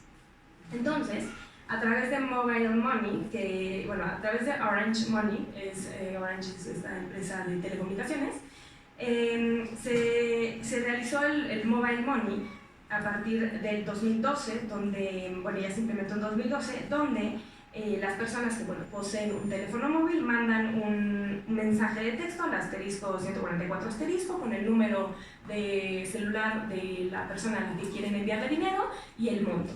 La persona que quiere enviarle dinero al monto recibe el monto en su celular y ya con eso se hacen transacciones. Entonces hoy en día el dinero en África se mueve así. Se mueve a través de celulares, puedes pagar todo desde todo, de hecho se han favorecido mucho los negocios, puedes pagar la gasolina, todo a través de esto de Mobile Money. Aquí se puede ver cómo pasó, por ejemplo, y además, desde luego para Orange, que es una empresa que se dedica a la venta también de celulares, etcétera, pues pasó de tener 75 millones de clientes en 2012 a 388 millones de clientes en 2017. Y, por ejemplo, el número de transacciones pasó de 122 122 millones de dólares a 1.2 mil millones de dólares en 5 años, y esto no cesa de aumentar. Entonces es una forma también de, pues una vez más, de favorecer la inclusión digital y financiera de las mujeres. Y esto pues desde luego que sirve para ver cuáles son las mejores prácticas a nivel internacional, que desde luego que se podrían implementar aquí en México, en las zonas remotas. Entonces el tercer punto, dijimos acceso, uso, y ahora vamos a creación. ¿Dónde están las niñas y las mujeres en las ciencias, tecnología, ingeniería y matemáticas? Hoy todos hacemos uso de algún dispositivo, aparato, algo de los GAFA, de Google, Amazon, Facebook y Apple. Todos tenemos algo de estos 4 grandes de la tecnología. Y estos 4 grandes, los creadores son hombres. Entonces, ¿quién está creando la tecnología? Los hombres. ¿Dónde están las mujeres? Todos sabemos que hay una gran preocupación en cuanto a dónde están las científicas. Todo esto es de 2019, de artículos periodísticos. Faltan mujeres para puestos que en compañías tecnológicas, urge fuerza femenina. En México nos faltan científicas, de acuerdo al Sistema Nacional de Investigadores. Invitan a que mujeres amen la ciencia. Hoy en día están impulsando a que niñas, adolescentes, quieran incursionar en el mundo de la ciencia, tecnología, ingeniería y matemáticas. Por ejemplo, veamos en el Sistema Nacional de Investigadores cómo estamos en los datos. Esto lo recuperé de datos abiertos, y los datos que estaban ahí disponibles son del 2017, de hace 2 años. Entonces vemos cuántos hombres y cuántas mujeres hay en el Sistema Nacional de Investigadores. Hay una proporción del 60-40. 63% de hombres, 37% de mujeres, que son investigadoras. Y aquí, bueno, desde luego hay una gran diferencia entre los campos de estudio, donde hay mayor proporción de mujeres en las humanidades. Desde luego que el índice de mujeres en las ciencias pues es bastante bajo.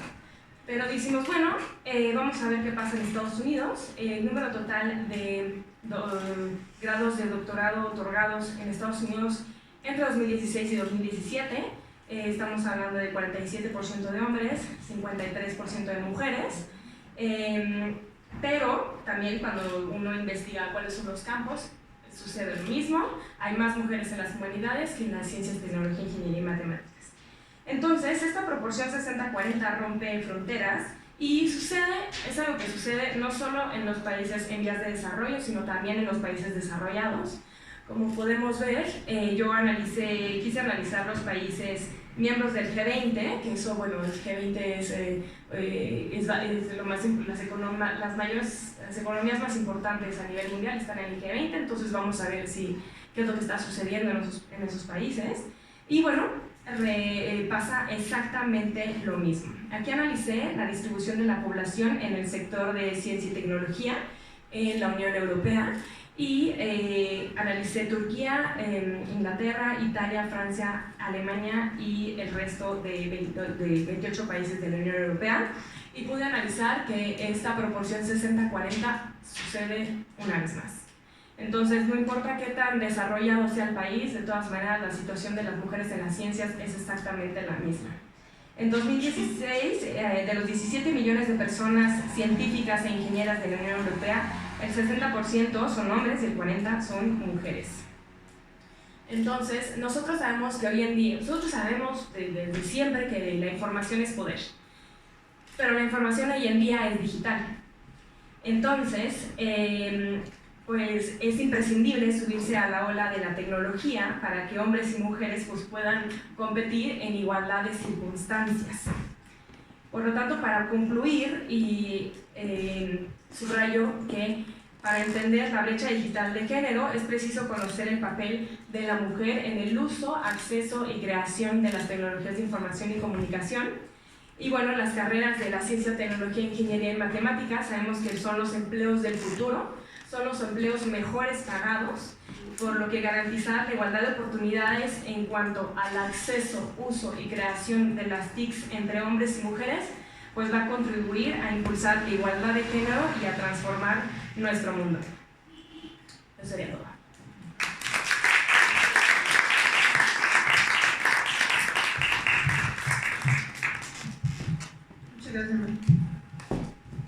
Muchas gracias, maestra Nayana Guerrero Ramírez, quien nos ha hablado de inclusión financiera también, ¿no? De inclusión financiera de las mujeres.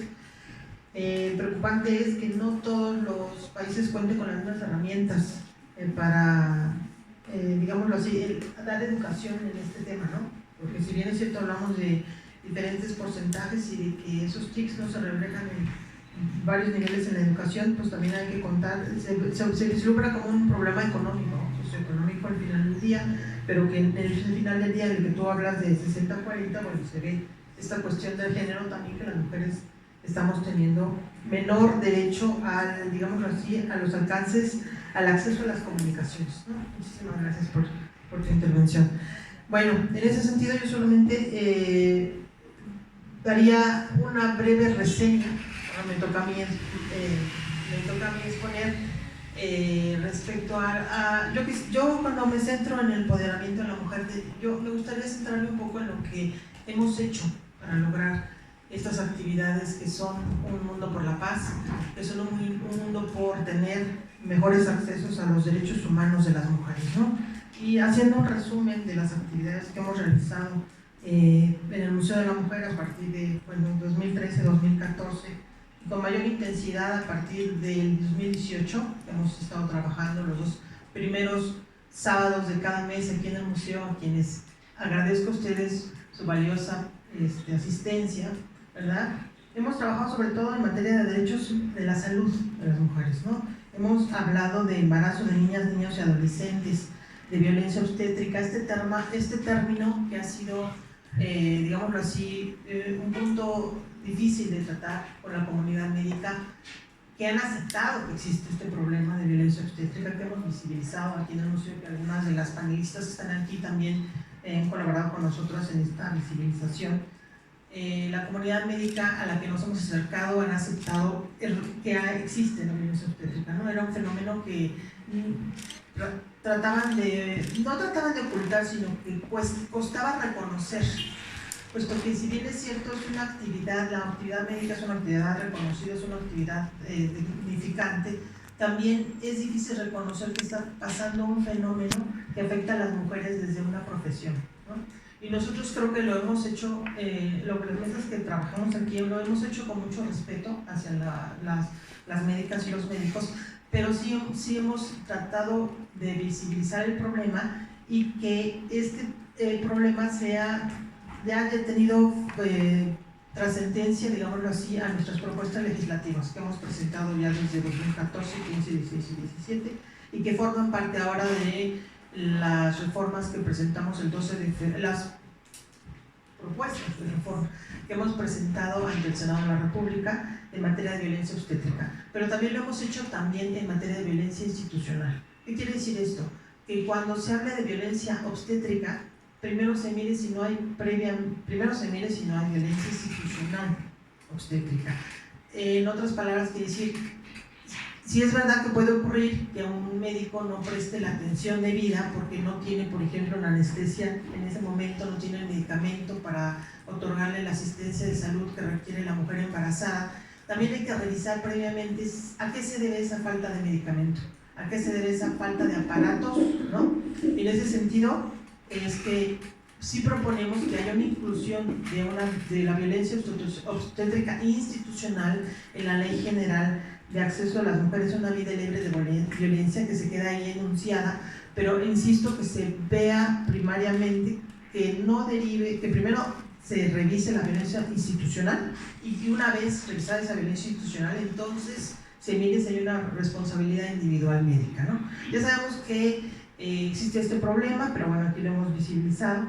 Desde el derecho también, y que ya lo mencionó la doctora Idalia, el derecho a la salud, de mirar este problema de embarazos de niñas y adolescentes, puesto que nos preocupa mucho, ¿no? También lo estamos revisando, este tema del abuso sexual, ¿no? Pero en nuestras propuestas también hemos señalado esta trascendencia del derecho también a la integridad corporal, a la dignidad, y hemos hecho propuestas también en materia de pederastia, ¿no? ¿Por qué? Porque sorprendentemente en el Código Penal Federal no se incluye una variante del sujeto activo que comete el delito como un ministro de culto religioso, ¿no? Si ustedes miran el Código Penal Federal, resulta que sí están previsto, que lo comenta un ministro de culto religioso, los delitos en materia de electorales, ¿no? Pero no en materia de pederastía. Entonces, curiosamente, es lo que nos lo comentamos. También en materia de derechos a la salud, derechos humanos, derechos a la dignidad, hemos hablado aquí de una preocupación constante respecto al cáncer de ovario. Porque así como no vemos cosas en el Código Penal Federal, tampoco las estamos visibilizando en las normas oficiales mexicanas, que tiene que haber una norma oficial mexicana en materia de el tratamiento, la prevención y tratamiento del cáncer de ovario. No la hay, ¿no? Como puede haberla, por ejemplo, en el embarazo, parto y puerperio, no la tenemos. Entonces hay que insistir en ese tema. Entonces son los retos y perspectivas, porque una mujer sana, ¿verdad? Una mujer que conoce, ¿no? Que conoce cuáles son sus derechos en materia de salud, pero que conoce que, por ejemplo, tiene que hacerse, pues se nos dice, ¿no? Un Papa Nicolau, tiene que hacerse una mastografía cada tiempo, etcétera. Creo que hay mayor difusión del cáncer de mama que del cáncer de ovario, ¿no? En materia de derecho a la salud, por ejemplo, aquí también tratamos temas como lo que ya mencionó la doctora Gloria Ramírez en el sentido del feminicidio, ¿no?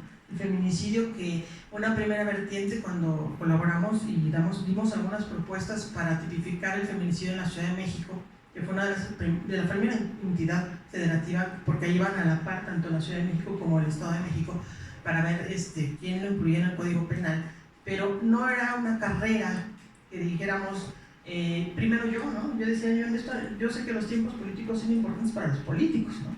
Pero para las mujeres lo más importante es que se cuente con un tipo penal que esté bien redactado, porque si no damos puertas falsas para derechos de víctimas que al final del día no se tienen, porque es muy cierto lo que dice la doctora Gloria Ramírez en el sentido de decir, hablemos de cuántas sentencias condenatorias hay en casos de feminicidio, de que esas impartición de justicia, procuración de justicia ahora en el nuevo sistema de justicia penal, pues en ese caso, digamos, cuántos procesos hay, ¿verdad? Cuántos juicios orales hay en esa materia, porque resulta que después se logra una tipificación, digámoslo así, la más cercana a la seguridad jurídica del Distrito Federal, pero las demás entidades federativas, como bien lo dijo la doctora, la maestra Gabriela del Valle, resulta que hay entidades federativas como el Estado de México, donde se tiene una tipificación tan difícil, ¿no? En donde el tipo penal ya es tan complicado, que el operador jurídico dice, bueno, ¿y ahora qué me enfrento, no?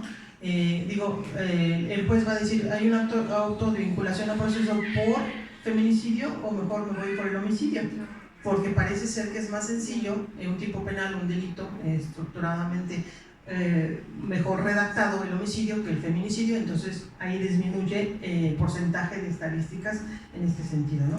También hemos hecho referencia al derecho a la igualdad en el sentido de hablar de violencia política de género, ¿no? Aquí también tuvimos una mesa. ¿Y por qué sucede? Porque está sucediendo lo mismo que en el feminicidio con la tipificación de la violencia política de género, sobre todo en el Distrito Federal, porque lo agregan a la Ley General de Acceso del Distrito Federal, a la Ley de Acceso del Distrito Federal, lo agregan en el Código Penal del Distrito Federal, pero lo copian y lo pegan, y después no sabemos quién es el sujeto activo, no está precisada bien la sanción, y entonces pues tampoco va a haber ni una autovinculación por esta materia, tampoco va a haber un proceso penal en donde se obtenga una sentencia condenatoria en el caso de que hubiese responsabilidad por esta circunstancia, por lo cual, ¿qué es lo que sucede? Se están violentando los derechos de legalidad y seguridad jurídica, no solamente de los procesados o procesadas, sino también de las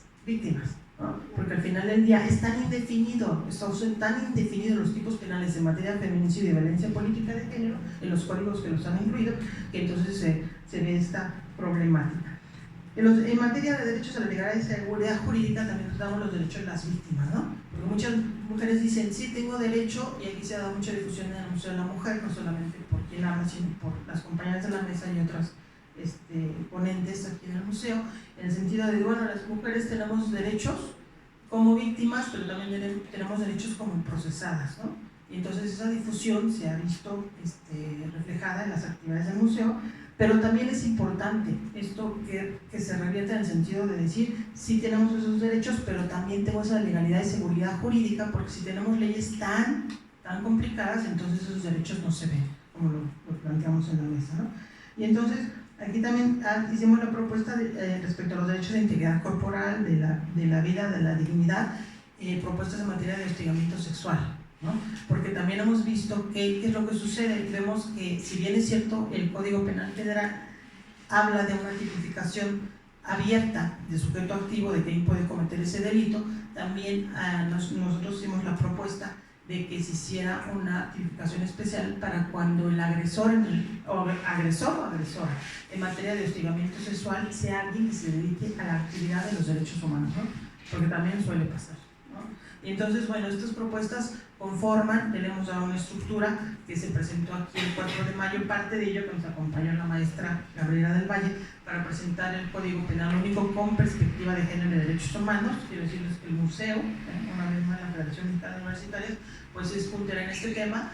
Idea que retoman ya en la Cámara de Diputados, por ejemplo, otras compañeras, como las compañeras jurídicas, que nos da gusto, ¿no? Porque lo importante es que se replique el ejercicio. También hay otras propuestas de parte de nuestras compañeras integrantes de la Federación Mexicana de Universitarias que también traen el tema. Y entonces, bueno, esta es una síntesis, ¿no?, de lo que queremos realizar desde lo jurídico de derechos humanos, desde lo jurídico de derecho penal, de las actividades que estamos realizando para empoderar a la mujer, ¿no? No solamente hemos visto en esta mesa la historia de la UII, cómo es que lo que se está haciendo la Federación desde México, sino que también cómo impacta en el empoderamiento de la mujer para efectos de la educación. Las mujeres no deben dejarla de estudiar, ¿no? Es una herramienta indispensable, ¿no? Ya lo ha dicho la maestra Gabriela del Valle, ya lo ha dicho la doctora Gloria Ramírez, ¿no? Yo creo que la educación es una herramienta que no debemos de minorizar, ¿no?, sino que debemos ser nuestra prioridad. Mujeres, no dejemos de estudiar, por favor. Así sabemos que queremos ser madres, sabemos que queremos ser parejas, queremos ser felices, ¿no? Pero seamos felices en todos nuestros ámbitos de nuestra vida, no solamente nos limitemos a una, porque es herramienta de empoderamiento para lograr apoyar a otras mujeres, también en México, pero también desde el extranjero. No dejemos de impulsar nuestros sueños, porque a veces lograr nuestros sueños también implica que nos empoderemos económicamente, como bien lo ha mencionado la maestra Nayana, ¿verdad? Y si nos empoderamos económicamente, podemos ser felices desde otras perspectivas, ¿no? Y ya lo vimos en materia monetaria, pero lo veamos desde la familia, ¿no? No nos lleguemos en el derecho de saber qué nos puede ofrecer una carrera profesional, nos puede ofrecer el mundo. Entonces no dejemos de empoderarnos desde ahí, es nuestra invitación. Y bueno, pues paso al espacio de preguntas y respuestas, si escribes alguna. Muchas gracias.